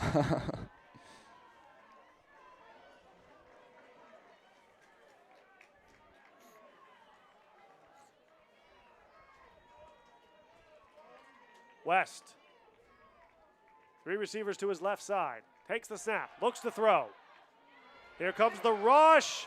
Gets away from it, rolls out towards the right side, but he'll just go out of bounds. He'll take the loss of at least 4. And back out will come the Army punt unit. Nothing going on that drive. West on the keeper. Tremendous pressure there by the midshipman defensive line. They hit him almost immediately, forcing him to roll to his right. Just had nothing there. We talked about coverage sacks. This is essentially the same thing, a coverage stop there. The defensive backs did their job. The defensive line did their job. So now here comes Alex Perrine standing in the middle of his end zone, putting the ball away. They've been doing a great job with some of those stunt packages today, throwing different angles at West, making him very uncomfortable as the Black Knights will punt from their own end zone. As no return once again for the midshipmen, they'll call for the fair catch at just about the 49, maybe the 48. Well, the midshipmen have definitely controlled the field position game today. They have started many drives in plus territory. Only 14 points to show for it. A year ago in this championship game, Navy had 72 offensive plays to the Black Knights 49. So time of possession is usually in favor of the midshipmen in this matchup. It's going to be important for both teams to put more points on the board here. Jumbo 3-back set here for the midshipmen. Handoff to Jennings.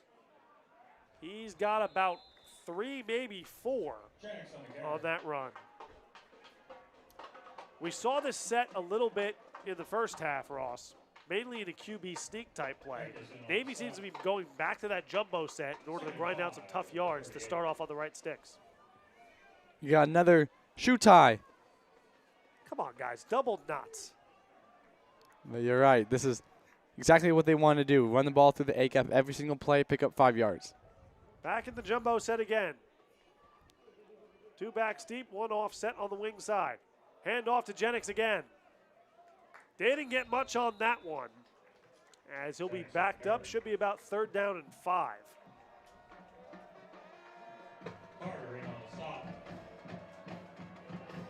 It is 3rd down and 3. Jennings did manage to generate some positive yardage there. 3rd down and 3 now, as we'll take another look.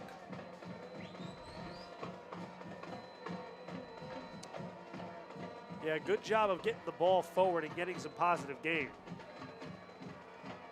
As they'll come back out, same package, same look. That jumbo set, 3 backs now. Directly behind O'Connell. Just under 3.5 minutes to go here in the 3rd. Hand off back to Jennings. Counter up the weak side. And he'll get it up the middle. Looks like he has enough for the 1st down. Yes, he does. 1st down for the midshipmen.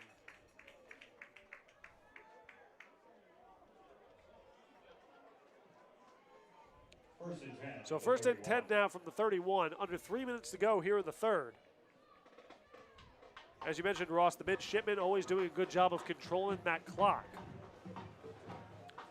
Would be more than happy to grind out the rest of this 3rd quarter on this drive. That's their goal. Their goal is to, 1, get points, and 2, chew time, and that's what they've been doing so far.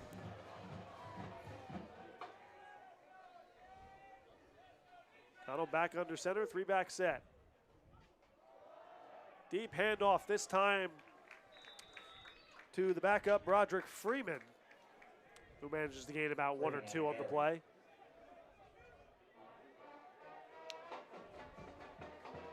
As they're going to spot him slightly more of a gain than I gave him. 2nd down and 6 now on the Black Knight 27.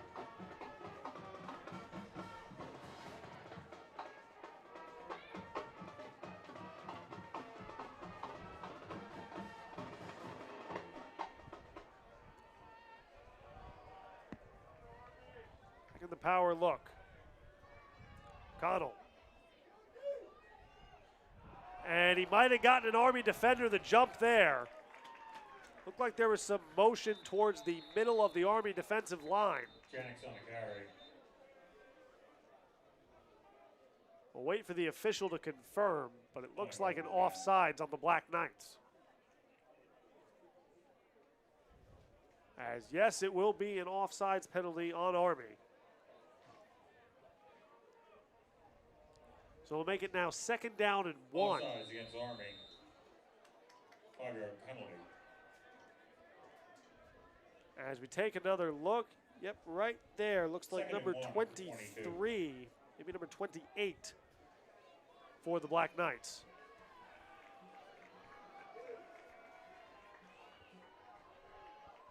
To the 3-back set. Hand off to Jennings. Fights forward towards the middle of the pile. He's got enough for the 1st down. The methodical 3, 4, 5-yard runs so far on this drive have been very successful for the midshipmen, exactly what they draw up. Now we approach under 60 seconds to go in this 3rd quarter clock. 1st and 10 at the And Ross, 19. another thing that starts to play, when you get the run game this effective, the defense starts to feel that fatigue factor. It is really hard to come up and tackle, especially when you've got these physical up-the-gut runs where everybody's thrown into the pile. It is. It's very hard. The defensive line gets worn out. The defensive backs have to maintain their poise. They can't all load the box, but it's starting to get to feel like they will be running the ball every time.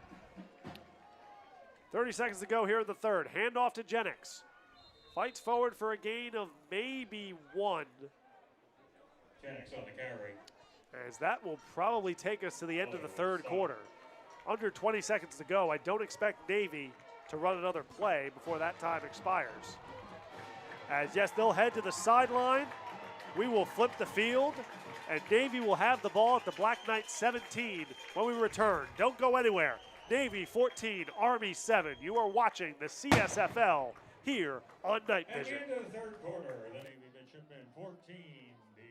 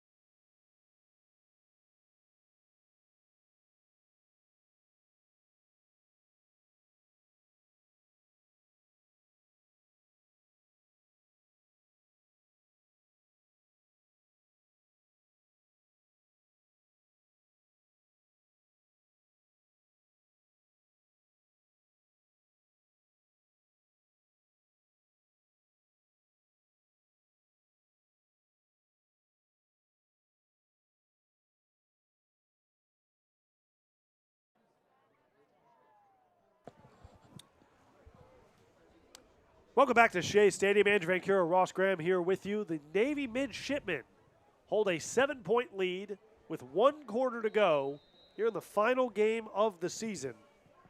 With the CSFL title on the line, Navy looking for revenge after Army snapped their potential four-peat last year. Looking to end a 2-game losing streak to the Black Knights. They have the ball here on 2nd and 8. O'Connell under center with that 3-back set. Takes the snap. And off to Jennings. Fight forward, modest gain, maybe 1 or 2. Should be about 3rd down and 6. And Ross, something we haven't talked about, that really low under center look that they're getting. Get you in better position for firing out for anything like a QB sneak or a quick dive, but it also makes it really hard for the 2nd level defenders to actually see the ball.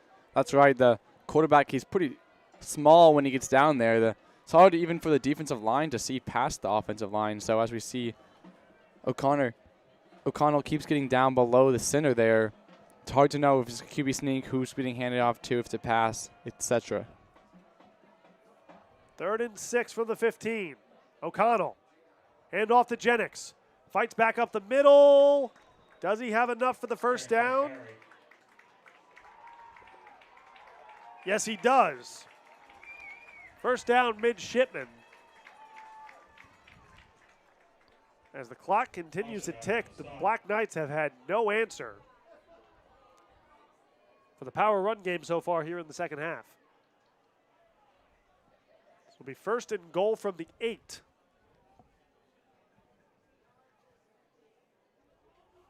First and goal from the 8.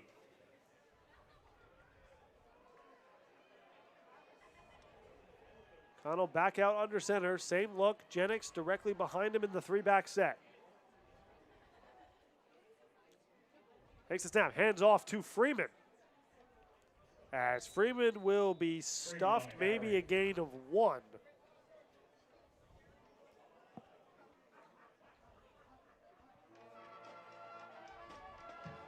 And this is where, Ross, as a linebacker, you have to keep your head, because just as simply, after pounding this many runs up the gut, you can easily see a quarterback bootleg just to take a wide berth. And if you're not committed as a linebacker, you could easily be caught off guard.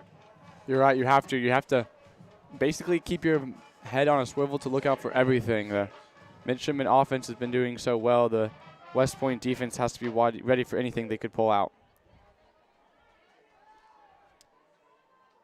2nd and goal here from the 6. Connell. Hand off to Jennings. Wrapped up, maybe a gain of 3. Might have cut the distance in half. As, yes, 3rd down and goal from the 3-yard line. Will be the spot. Just over 12 minutes to go here in this one. A 7-point lead for the midshipmen.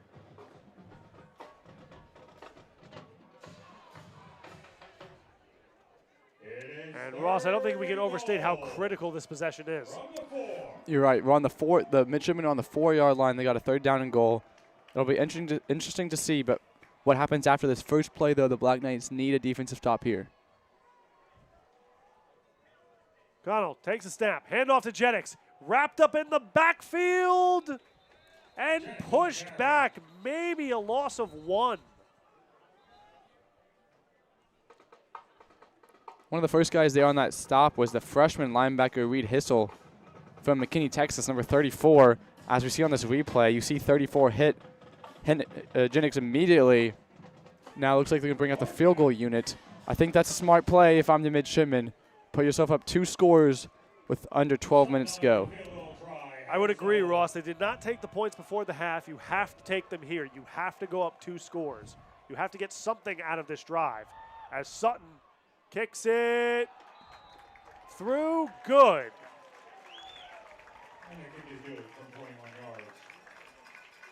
So it'll be a 10-point lead for the midshipmen as they throw 3 on the board. 17-7 Navy with 11 minutes to go.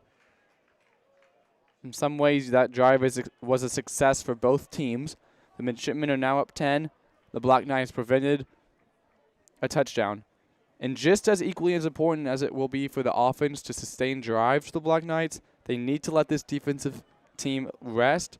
They need to let them get off their feet, because that was a brutal drive there for the Black Knight defense. Now there's 11:02 left. Plenty of time to score 10 points, but it is very, very important for sustained drive, sustained first downs for this Black Knight offense. Army needs to come up with something. The ground game has been ineffective, and the pass game has been rather hit and miss so far for the Black Knights. So you'd expect Coach West to maybe dial up some trickery, maybe dial up something we haven't seen coming into this drive.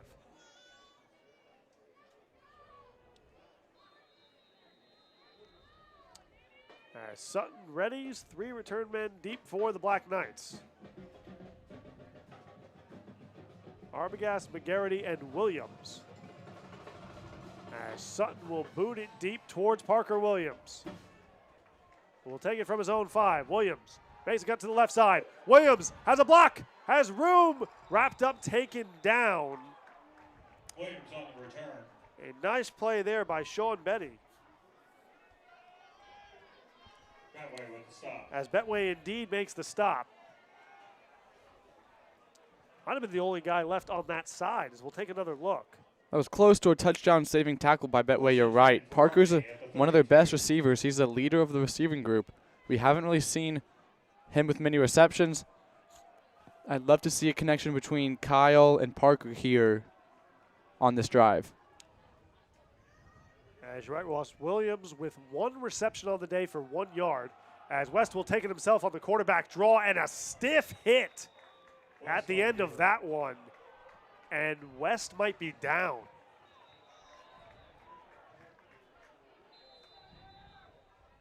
As out comes the training staff, West took a shot at the end of that run.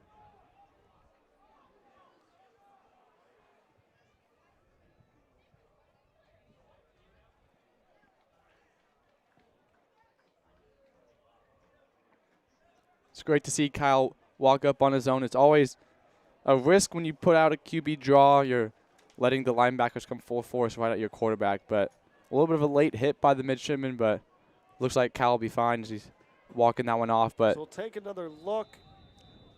It's always the danger of not sliding as a quarterback. You leave yourself vulnerable to a hit like that. As out will come Jeff Ryder.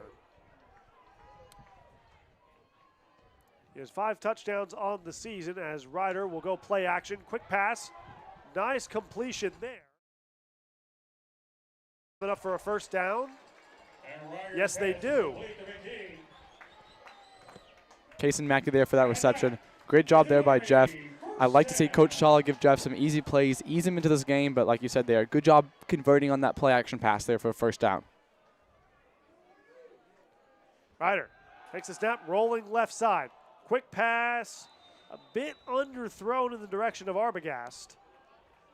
And it's going to be called incomplete, so second down and 10 as West checks back in. So out goes Ryder. Second and 10 at the 44.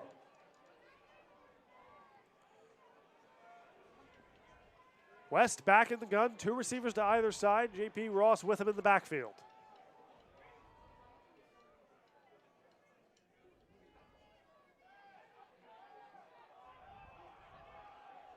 Make some adjustments at the line. West, play action. Looks deep over the middle. He's got McFadden. A big gain down to the 21-yard line.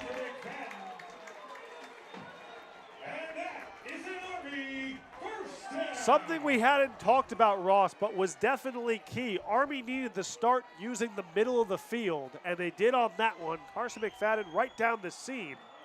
As the handoff now goes to Ross, a quick play and a nice gain of about 5. The Army offense has some momentum now. That's a very good point, Andrew. Here's a replay of that previous pass to Carson. Great extension there by Carson, able to stay on his feet to pick up a few more yards as well. Quick pass, right side to Williams. He's got a small gain, maybe enough for the first down. It's going to bring up first down and goal now for the Black Knights on around the 9.5-yard line. That's exactly how they like to go in their hurry-up offense. Plenty of time on the clock, but that was a great point earlier. The middle of the field is somewhere maybe the midshipman defense is at its weakest, so good job there exploiting that with a pass to Carson there. First and goal from the 9. 3 receivers to his left. West with Ross in the backfield. Looking to pass. West. Rolling, going to pull it down, take it himself. He's going to run and go out of bounds at about the 4.5-yard line. West on the keeper. Good play there. The entire left side of the field is wide open. As you see here on this replay, good scramble there, getting out of bounds, stopping the clock. Second down and goal now coming up from the 4-yard line. Second and goal from the 4. 2 receivers to either side. Puts a man in motion. Hand off to Ross. Ross with blockers. They disappear, and he is wrapped up and taken down for a loss. Ross on the carry. A great gang tackle there by the Navy defense. The second-level defenders penetrating the Army blockers on that one. Third down and goal now from the 6.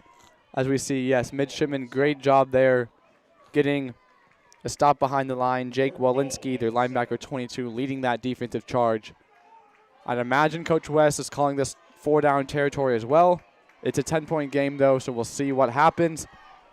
But the Black Knights surely going to want to convert here on this third down and goal. West adjusts the formation. 3 receivers in a bunch package to his left side. Ross offset to his left. Kicks Ross out in the motion. West takes the snap. Quick pass, left side for Ross, incomplete. Over the head of the Black Knights back. And it looks like they'll send out the field goal team. And Ross, we mentioned it earlier, this was the key of adding those extra points for the midshipmen, making this a 10-point lead. Without it, this is likely 4-down territory for the Black Knights. I would agree with that. If they had been down 7 right now, it's pretty much a no-brainer you're going to go for it. But I like this play. Don't want to force anything. You definitely don't want to come away with this drive with nothing. So good job here. Here's Nick Cueto's attempt. Field goal from the about 23 yards out.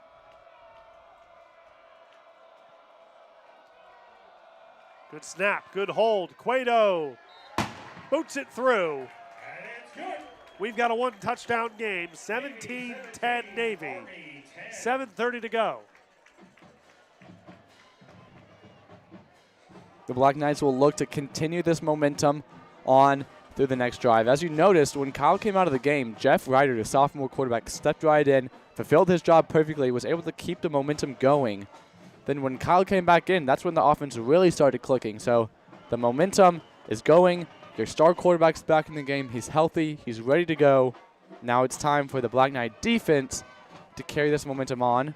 It's also time for the midshipman offense to, again, they're going to want to slow this down, settle down, and let the clock run. So important here for both teams to play the momentum game here. As it looks like the midshipmen will set up, possibly expecting an onside kick.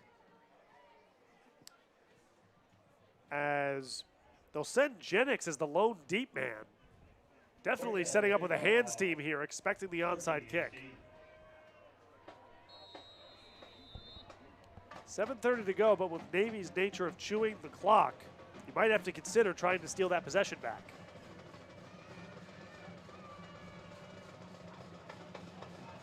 Cueto sends it on a deep squib towards Jennings. Jennings will take it from about the 30-yard line. Makes a couple moves and gets up to about the 39 of the midshipmen, and that is where O'Connell and the offense will take over. I like that play decision. I think it's too early to go for an onside kick. You're right. The midshipmen are a slow team, but 7.5 minutes to go is really too much time to risk the onside kick because the midshipmen were prepared there. They would have gotten the ball in the plus territory. So good job there. I like that play call. Good squib kick there by Nick Cueto. Now it's going to be the opportunity. First down and 10 on the 37-yard line. Opportunity for the midshipmen to convert here and the Black Knights to get off the field here. Back in that power set. Two backs behind O'Connell. Quick handoff to Jennings. He will fight forward for a gain of about 2. And Ross, while not identical, it is a package and a play that is almost similar to what we see from the tush push in the NFL, where it's just a quick try to gain 2 yards, get that push from your backs and your offensive line, try to gain as much yardage as possible after the initial contact. It is. When you have a running back as good as Hunter, you can do a lot of things, but 1 yard before contact makes that 5 yards after contact. Big job there by the midshipmen to keep the pile moving on that play. Pitch now towards Freeman. Over towards the left side, makes a man miss, but is wrapped up and taken down. Great job by the second-level defenders there for the Black Knights. That was a Cam Allen there. That was Mason Berryalt there. That was Golio, Ty Carter. A lot of Black Knights there for that stop. Bringing him now a third down. 6 minutes, 10 seconds to go on this fourth quarter clock in the CSFL championship game. So 6:05 to go. 3rd and 6th on their own 42. Navy has run exclusively that jumbo set here on their last 2 drives, but they'll go in the gun on this one. 2 receivers to either side. Jennings to his right. O'Connell drops back to pass. Looks, rolls towards the right side. Here comes the rush. The Army pass rush gets home once again with 5:40 to go. The midshipmen will have to punt this one away. Junior defensive lineman, 93, Jake Oxidine. They call him Ox on the team. Biggest defensive play of his young career. Great job there. Big sack as we see on this replay. Good job not letting O'Connell get out of that. Now it's 4th down and very long. The midshipmen will take as much time as they can off the clock, but ultimately you're going to get the ball back with 5 minutes to go in this championship game. It's going to be very important now for both teams to level up their game in this last 5 minutes. And a slight change for the Black Knights here on the punt return team. It's Arbogast now back out there at the punt return spot. As the punt is away, Arbogast will take it. Makes 1 man miss at around the 30-yard line. Makes 2 man miss before he's wrapped up and taken down. Didn't gain much. Army will start with the ball at about the 30-yard line. 70 yards to go, 4 minutes and 50 seconds, 3 timeouts. It's almost like a storybook play. You dream of these things when you're a quarterback as a kid, being able to come back from behind with a full field to go. This is now Kyle West's maybe his biggest drive as a Black Knight. He's back out to lead this offense as the junior leader on this team, coming up with a first down and 10. 3 receivers to his left side. West, hand off to Ross. Takes it up the middle for a quick gain of about 2. Ross on the carry. Not quite in the 2-minute drill, still 4:30 to go. So you also have to be careful on not leaving too much time left on the clock for the midshipmen. But right now, the priority is the touchdown. West in the gun, 2 receivers to either side, takes the snap, drops back, looking to pass. Quick down the right sideline, looking for Parker Williams, juggled, incomplete. Army wants a flag. They're not going to get one. That was tremendous coverage there by number 3, Sean Betway. Both of the men were tangling for that ball. Parker was even almost able to come up with that reception there. Just unable to keep contact with the ball as he goes down to the ground, as we see. Perfect pass there by Kyle, but just Betway was there to break that pass up. A little bit of hand fighting. Couldn't tell if Betway was able to get his head back around. It'll be 3rd down and 8 with 4:14 to go. West drops back to pass. Looks deep down the right sideline again. Looking for Williams. He's got him this time. First down. The Black Knights will take the ball at the 21-yard line. Excuse me, the 26-yard line. That's exactly the same play again. This time Parker gets the better of Sean. Like, it was the opposite the play before. Huge play. Those are the offensive plays that Black Knights needed in the first half. Now it's their time as they're going to try to go hurry up, get some more points on the board here. 2 receivers stacked to either side. Quick handoff to Ross. Fights up the middle. Makes one man miss. Breaks through a tackle.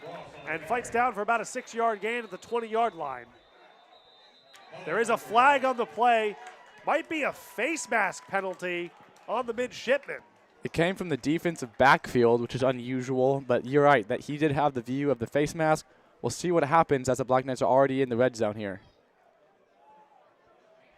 Indeed, it is a face mask. Half the distance to the goal now, bringing up a first down and goal from the 10-yard line for the Black Knights. 3:44 to go. Look at that great catch run by Parker Williams. First and goal from the 10-yard line. There's an expression, Ross, when you get to this time in the game, it's Jimmy's and Joe's, not X's and O's. Just get the ball to your best players. And Parker Williams coming through there. Handoff back to Ross. Gain up the middle of about 2. Ross on the carry.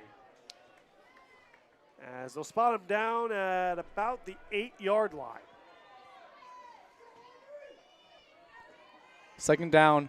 This is obviously 4-down territory, so you have 3 plays to get 8 yards. The run game is still option available. Look to see, though, a quick pass, I'd imagine, here. 2 receivers to either side. West puts Williams in motion. Jet pass. Williams to the left side. Williams makes a man miss. Heading towards the pylon. Just short. I believe he got knocked down at around the 1-yard line. So it'll be 3rd and goal, just shy of the end zone. I told you at half Parker Williams didn't have enough playmaking here. Now 2 of the biggest plays of the game Parker's been making here now. I love to see Coach Sala get his playmaker Parker Williams in the game. As we see Stephen Craig check in, number 2, for Kason Mackey, number 13. They have all sorts of fun play calls and formations they like from this whenever they have both J.P. Ross and Stephen Craig in the game. It's fun to watch them practice. Let's see what they come out here on this 3rd down and goal play. 2 receivers to the right side, 2 wing back set. Timeout called by West. He didn't like something. And with 2:22 to go. Timeout, Army. Well, you wouldn't ideally want to use a timeout here. This is so critical of a drive. You have to make that call in this situation. You're right. There was only 6 seconds left on that play clock. I like that. You really have a whole nother timeout left, though, with the 2-minute drills, 2-minute timeout, that is. So smarter play here. You're right. You don't want to use that timeout, but you need this play to be exactly right So good job by Kyle West getting this timeout off so he can get the play that he really wants. Also, the midshipmen will be able to make the subs they want for this 3rd down and 2 play, 3rd down and goal.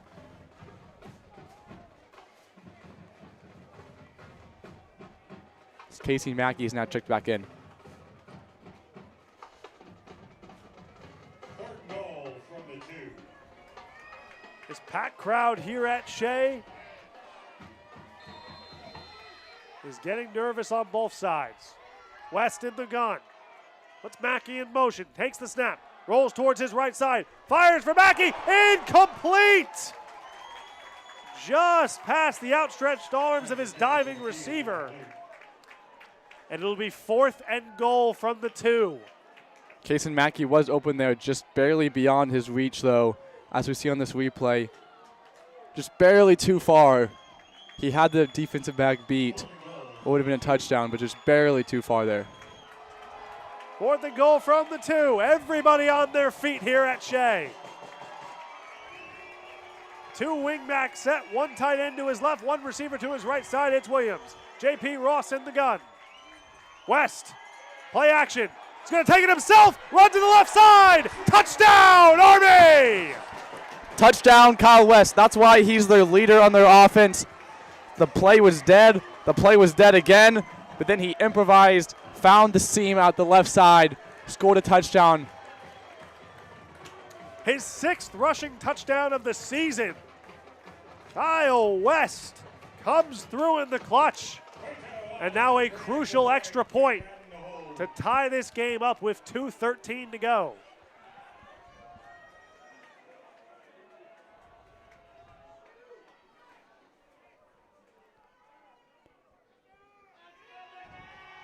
Snap good, hold good. Grado puts it through. Tie game, 2:13 to go here in the 4th. Momentum back on the Black Knights side here, 2:13 to go. The midshipmen have 3 timeouts, and they have a 2-minute timeout. So they have all the stoppage they could want. We said this at the end of the first half, though. The midshipmen are not used to hurry-up offense like the Black Knights are. Here we go again. Kyle West was dead. Kyle West is dead, and then he found the open on the left side for the touchdown. The midshipmen are not used to the hurry-up offense like they've all game. They've been running the ball methodically. So now the midshipmen don't want to give the West Point offense the ball back, but they want to sustain drives and they want to get points on the board. They had some kicking troubles earlier in the game, so they're not going to want to rely on the kicking team. So it'll be very, very intriguing to see what Major Carter Reading, their head coach, comes up on this last drive for them. We have witnessed our fair share of classics here at Shea between these 2 rivals. This championship game never disappoints. This season it takes place at the end of the regular season, just a regular season game, but this will decide the championship for the CSFL. 2:13 to go. Cueto boots it away, and we'll see what the Navy offense can do in response. They'll take it at about the 10-yard line. Quickly bobbled. But a nice return here for the midshipmen. Gets the ball out at about the 36-yard line. Will be 1 offensive play here for the midshipmen before the 2-minute timeout. So anything's on the board here. Very likely could see a run here because you know the clock's going to stop at the 2 minutes.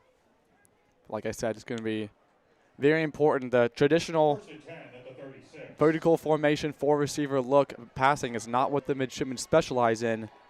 So it'll be interesting to see how much shotgun passing we'll see from O'Connell in this last drive. It's not their specialty, though. O'Connell does have 2 touchdowns today through the air. That play action game could come into effect here. As indeed, they'll go play action. Quick pass to Nakiri on the right side. He is hit hard and out of bounds. As that will take us to the 2-minute warning. Caleb McGarity on that huge hit out of bounds. About an 8-yard reception on that play. Bringing the ball up to about the 44-yard line now for the midshipmen. So they have 2 minutes to try to get 56 yards of offense.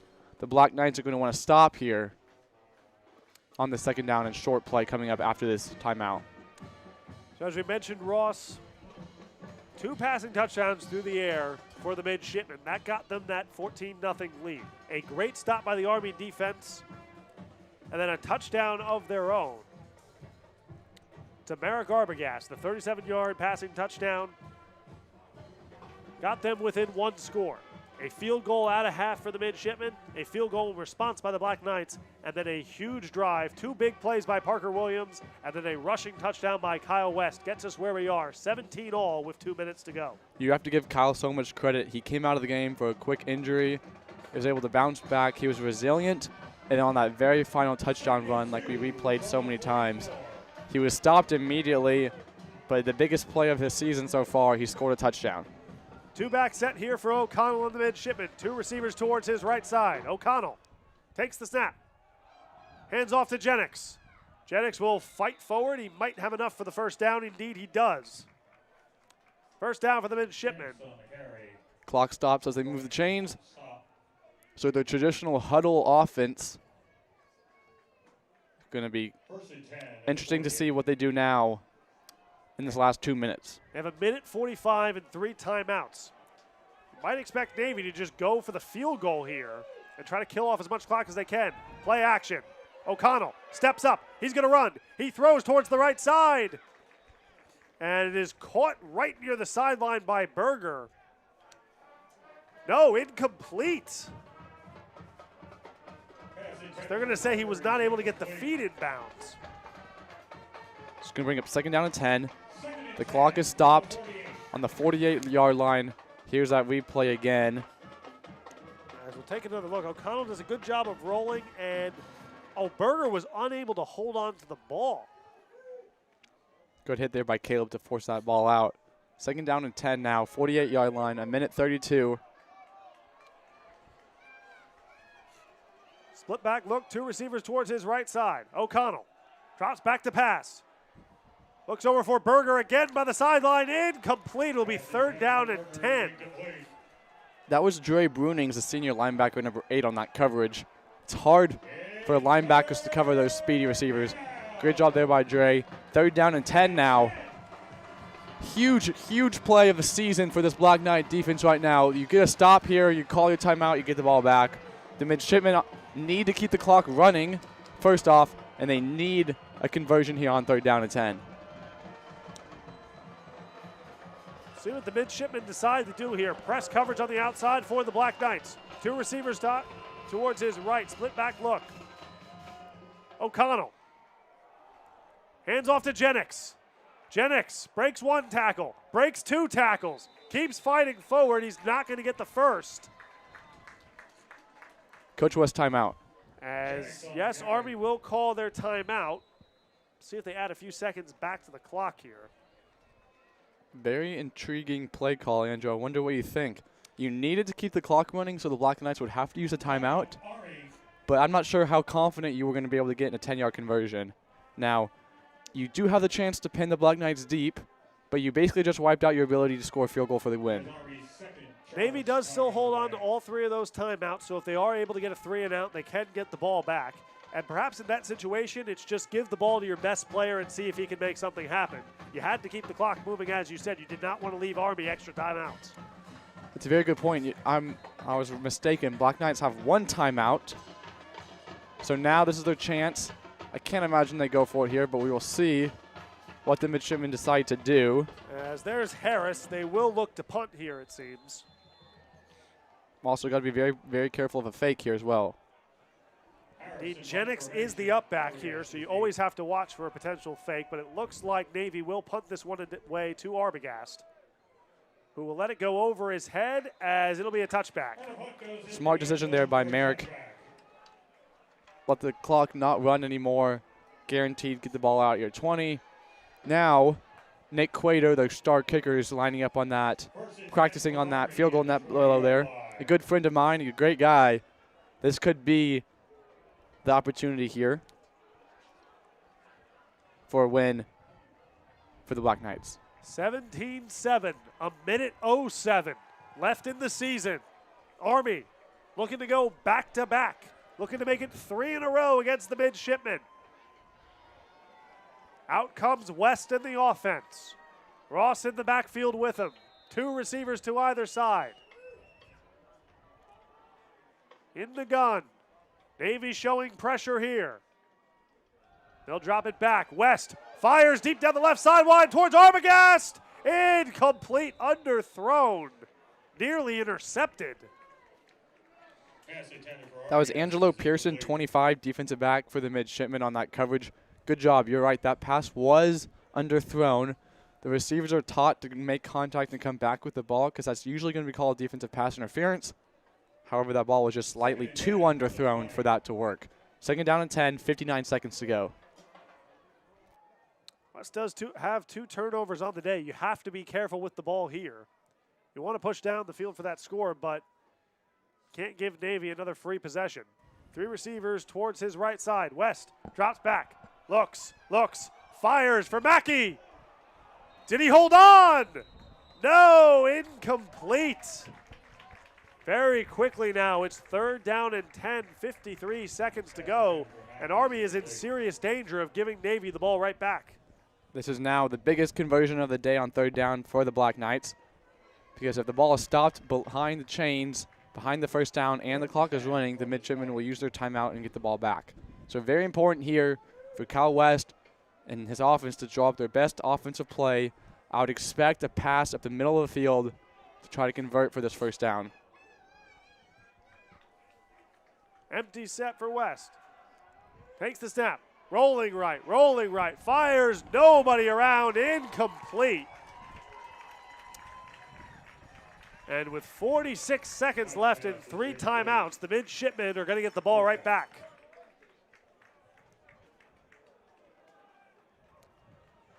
As out comes the Army punt team.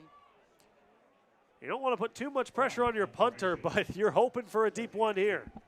You're right, because the midshipmen have 46 seconds and 3 timeouts here, so it's going to be important for the Black Knights to get a deep punt here as the midshipmen stand on the middle of the field awaiting this punt return.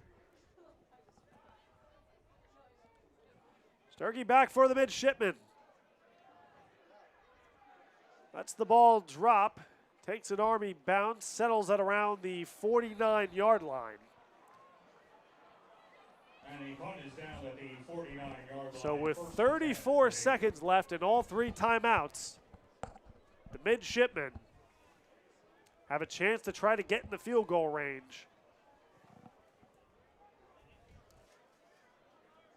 I think you mentioned the statistic earlier. I'm not sure Sutton's field goal range that is. I'd imagine for safety they're going to want to be at the 25-yard line, which is certainly doable with their timeouts, but that means you probably need over 25 yards of offense here to be able to get a field goal off.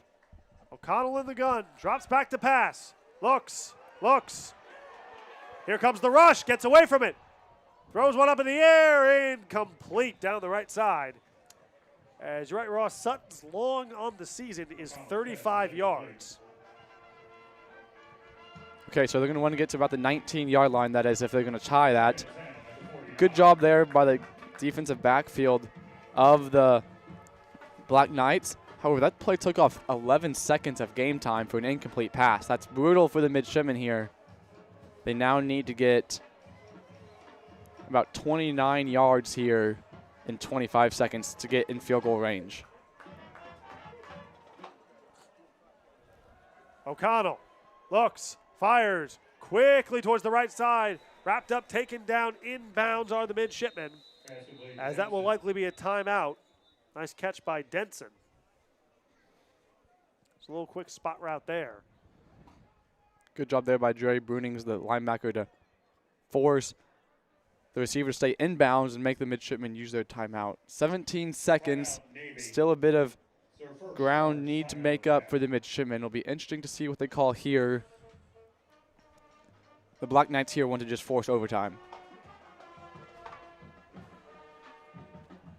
And Ross, one thing we don't take into account when it comes to these kickers for both teams, both the teams score a lot of touchdowns. They're not kicking a lot of field goals. Before today, Sutton's last field goal attempt was the 3rd week of the season against Mansfield. You're right. These teams are usually up by so many points and they usually score so many touchdowns. They have no need for field goals. But this is exactly what these kickers train for literally their entire lives, Andrew, is to be in clutch moments like this, to make their field goals. I know both of these kickers on both of these squads are ready whenever their team needs them. So 3rd and 7 here for the midshipmen. 17 seconds to go, 2 timeouts remaining. Score tied at 17. 3 receivers to his left side. O'Connell drops back, looking to pass. Nakiri down the right side. Nearly a spectacular one-handed grab, but unable to hold on there. Incomplete pass. It'll be 4th down and 7 with 11 seconds to go. I would honestly expect a punt here. Yeah, that looks like what they're going to do, because the odds are really slim that you're going to get a field goal off, but if you fail to convert right here, you're giving the Black Knights a shot for a Hail Mary. As we'll take another look. Trying to just get one of their better jump ball receivers in one-on-one. And it looks like might get a timeout here. That was the classic trickery that the special teams coordinators love to see. Merrick Arbogast was on the field to receive a punt, but then the midshipmen shifted to a conversion formation, so Merrick runs off the field, but then they shift back. So Coach West is forced to burn his last timeout there with 11 seconds left, and we'll wait to see the midshipmen decision. And Ross, you would think you wouldn't want to put this punt anywhere near Arbogast. That's right, and honestly, if I'm the Black Knights, I'm probably not even going to punt a punt returner back. I'm going to leave 11 base defenders and just let the ball roll, because we don't care where the ball rolls if you're a Black Knight, because your chance of scoring on offense is not going to happen. So it looks like that's what we're going to do here. So irregardless of what the midshipmen do, 11 base defenders on the field just to ensure nothing happens.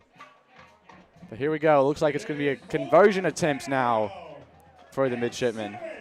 Indeed, 4th and 7. Navy is going to go for it. This could be a situation where they just try to burn off those last 11 seconds.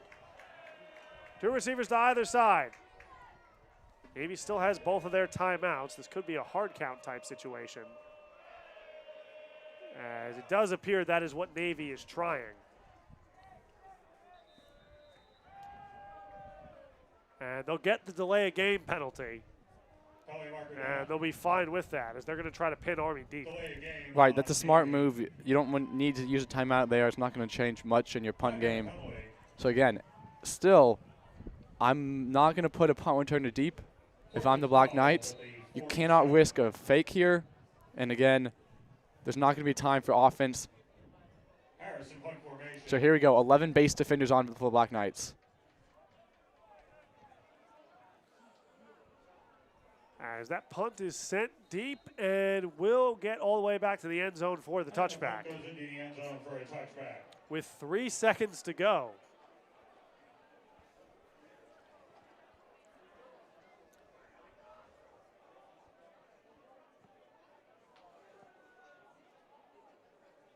So 3 seconds to go here, Ross. Do you even contemplate trying anything? I would not. I'm just going to put a knee on the ground if I'm Kyle West, go to half. I mean, not sorry, go to the end of regulation now, which we'll then now get to talk about some cool metrics of how that overtime process is actually going to work. West takes the snap, takes the knee. And West takes it in. As the cannon signals the end of regulation. And we are going to overtime here in this one. Don't go anywhere. More football to come. You are watching the CSFL on KnightVision.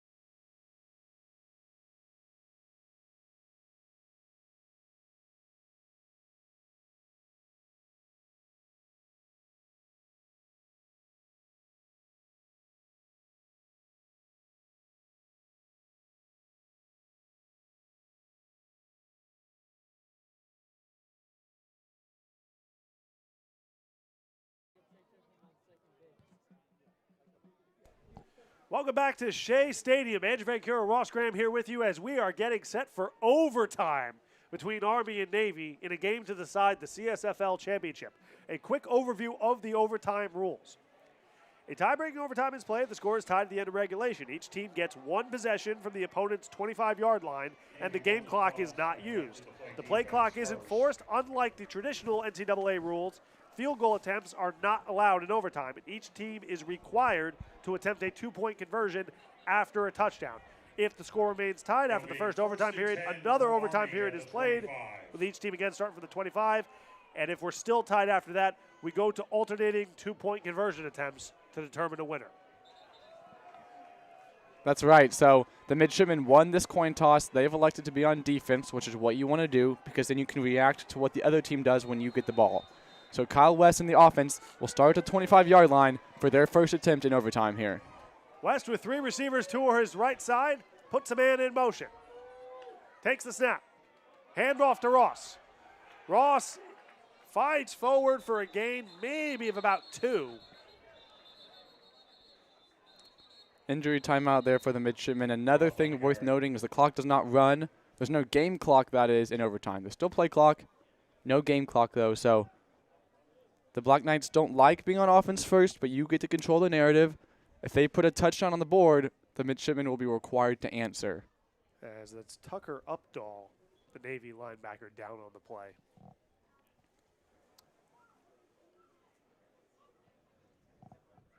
We talked about how the midshipman quarterback, Luke O'Connell, this is his first matchup against the Black Knights. Most of these players is also going to be their first overtime game. So the players are learning the rules. The adrenaline is still pumping. Both teams are fighting to win this championship game here. But it's going to be a 2nd down and 8 for the Black Knights after this timeout is over. And with the injury timeout, we'll step aside. Back in 30 seconds. You are watching the CSFL on KnightVision.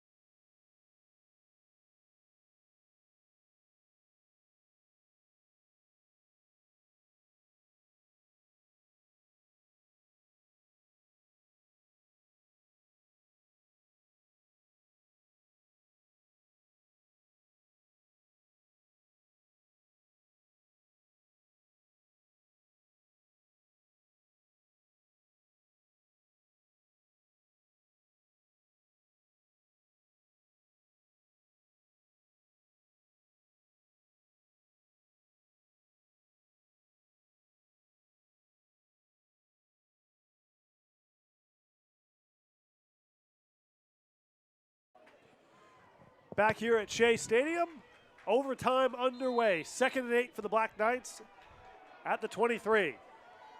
West puts a man in motion. Takes the snap. Takes it himself. Fights up the middle, hit hard and taken down. Didn't gain much, if at all. It'll be 3rd down and 8 for the Black Knights. 1 yard was 1 yard rush there. That is, Stephen Craig comes out, Kason Mackey comes back in, Gabe Boulevard comes in. So 3rd down and 7 here for the Black Knights. Very big here, needing a conversion. Bolivar is the back, a bunch set towards the right side. Arbogast is the lone receiver to his left. West motions Bolivar, takes the snap. Fakes the pitch, looking to pass. Here comes the blitz, gets away from it. West steps up, wrapped up, taken down. A huge play by the Navy defense.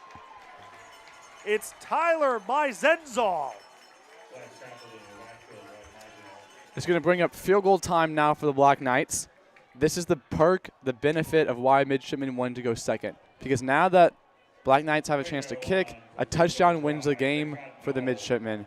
So we'll wait and see Biggest kick now for Nick Cueto, sophomore kicker for the Black Knights. Cueto kicking from the 27-yard line. Will actually take it back to about the 35. So decent kick here. The snap, hold, Cueto doesn't have quite enough on it. It's going to be short.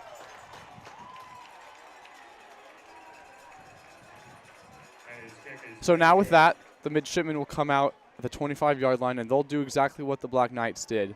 Now, any points for the midshipmen in this overtime 1 period is a win for the midshipmen. There's back to that defensive pressure there by the midshipmen. That was 99.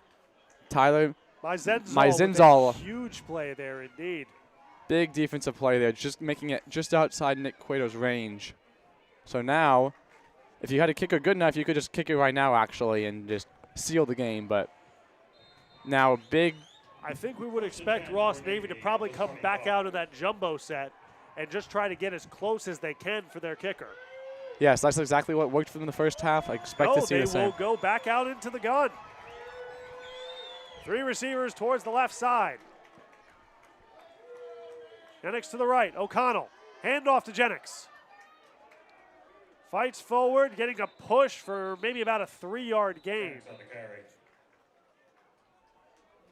Sends it to about the 22-yard line. And again, Ross, we mentioned it before. These kickers not that experienced to having to kick multiple field goals in the game, and especially not from distance. There really are not a lot of CSFL field goals in general, Andrew, because these teams are usually high-powered and can just score touchdowns. So important here now, Black Knight defensive stop needed. 2nd and 7. Connell hands to Jennings. Tries to bounce it towards the right side. Wrapped up, taken down for a loss. A huge play by the Army defense. Jake Oxidine, 93, big play. He had a big sack in the 4th quarter as well. Another tackle for loss now. 3rd down and 8, 3rd down and 9 now for the midshipmen. This is huge because their kicking range is going to be very similar to the Black Knights, so they are not confident with this kick right now. They need yards here. Clock is not a problem, but this is big for the Black Knight defense to stand here.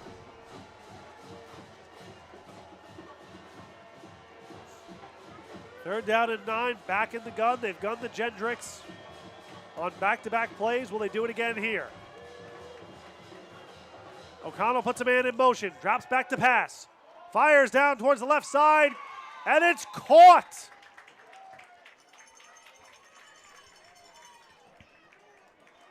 Picked up a 1st down there for the midshipmen, able to convert. Is it going to be short? No, that's going to be short. It's going to be short, Ross. It's going to be a 4th and 4. Now here's a chance for. As we'll take another look. You're right, that was short. Short of the 4. Now here's the kick. This kick is going to be for the CSFL championship. A win, a kick successful here is a win for the midshipmen championship. A loss here brings the game to 2nd overtime. The special team player of the week. A chance to etch his name in history. It's up. It's through. Navy with redemption. They complete the perfect season, avenging last year's loss and adding yet another title to the winningest program in the history of the CSFL. There's a reason Ja'Cory Sutton is the CSFL Special Teams Player of the Week. He's a great guy, tremendous kicker there. Now, that's exactly, the coin toss was huge there in that overtime because they got to go 2nd and able to match. So big play there, heartbreaking loss for the Black Knights. A tremendous season though for all of the team, especially all the seniors on that team getting ready to graduate and commission. But hats off to the midshipmen. Could not have asked for more hype and interesting and contested final overtime period. These two teams never fail to disappoint. Ross, I think one player that we need to shout out though that I don't know if you were able to see, the holder. That was not a good snap. It was a low snap. The holder was able to corral it and quickly set it in order to make that kick. A great job by the Navy Special Teams unit. A phenomenal game between these two rivals. But indeed, the midshipmen will win their 41st CSFL championship and their 4th since 2021. As we'll take another look. Not the prettiest snap, not the prettiest hold, but Sutton gets it done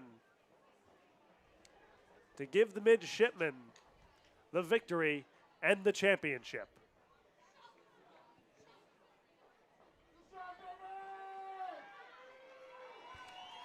There's a reason these are the two best teams in all of sprint football. 2023, Navy knocked off the Black Knights. A year ago at Shea Stadium, the Black Knights knocked off Annapolis, and now here we go, 2025, the midshipmen get the best of the Black Knights. So there's a reason this is a rivalry. If it was always one-sided, it wouldn't be. So now a chance. Final congratulations to both the teams, and then playing of the alma maters for both programs here. In the end, it's a 17-20 victory for the midshipmen. As yes, not only one of the best rivalries in sports, but some of the best traditions in sports as we now bring into the alma maters.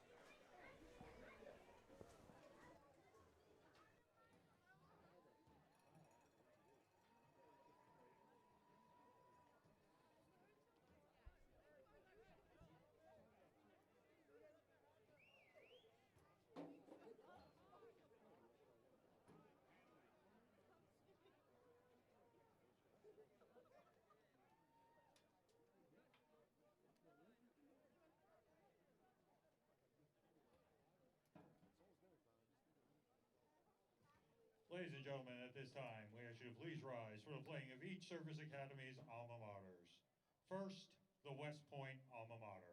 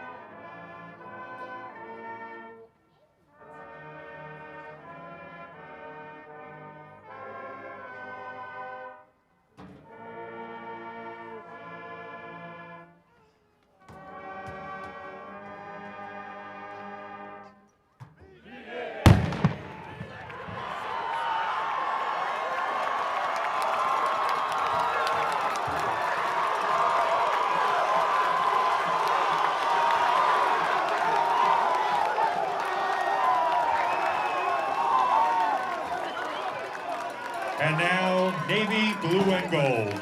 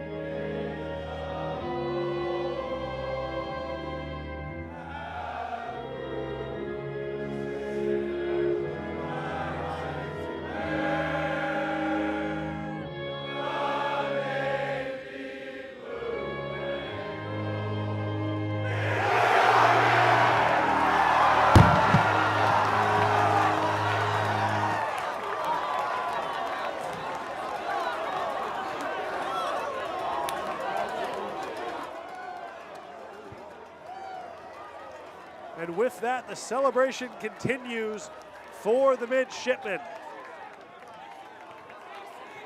Ladies and gentlemen, Their at this time, 41st championship. We recognize the 2025 Collegiate Sprint Football League champions, the Navy Midshipmen. As the Representing trophy will be CSFL this presented. afternoon is Associate Commissioner Doug DiBiase as he presents the trophy and banner to this year's champion. Fans, once again, let's give a round of applause to this year's CSFL champion, the Navy Midshipmen. As Navy finishes the perfect season and collects championship number 41. I want to thank everyone for joining us. Fans, Army West My Point colleague Ross Athletics Graham, and my Coach great West, director Michael thank you Tornillo, for your support all for season Jocelyn long, and we Marizin, look for forward Jack to seeing you back Jonides, here and Patrick next Pucko, season for I'm Army Andrew Van Strength Cura. Football. Thank you once again Please for travel joining us carefully for and this arrive edition of the home CSFL. safely. The Good championship evening, everyone. belongs to the midshipmen. The final score, Navy 20, Army 17. This has been a presentation of the CSFL here on Night Vision.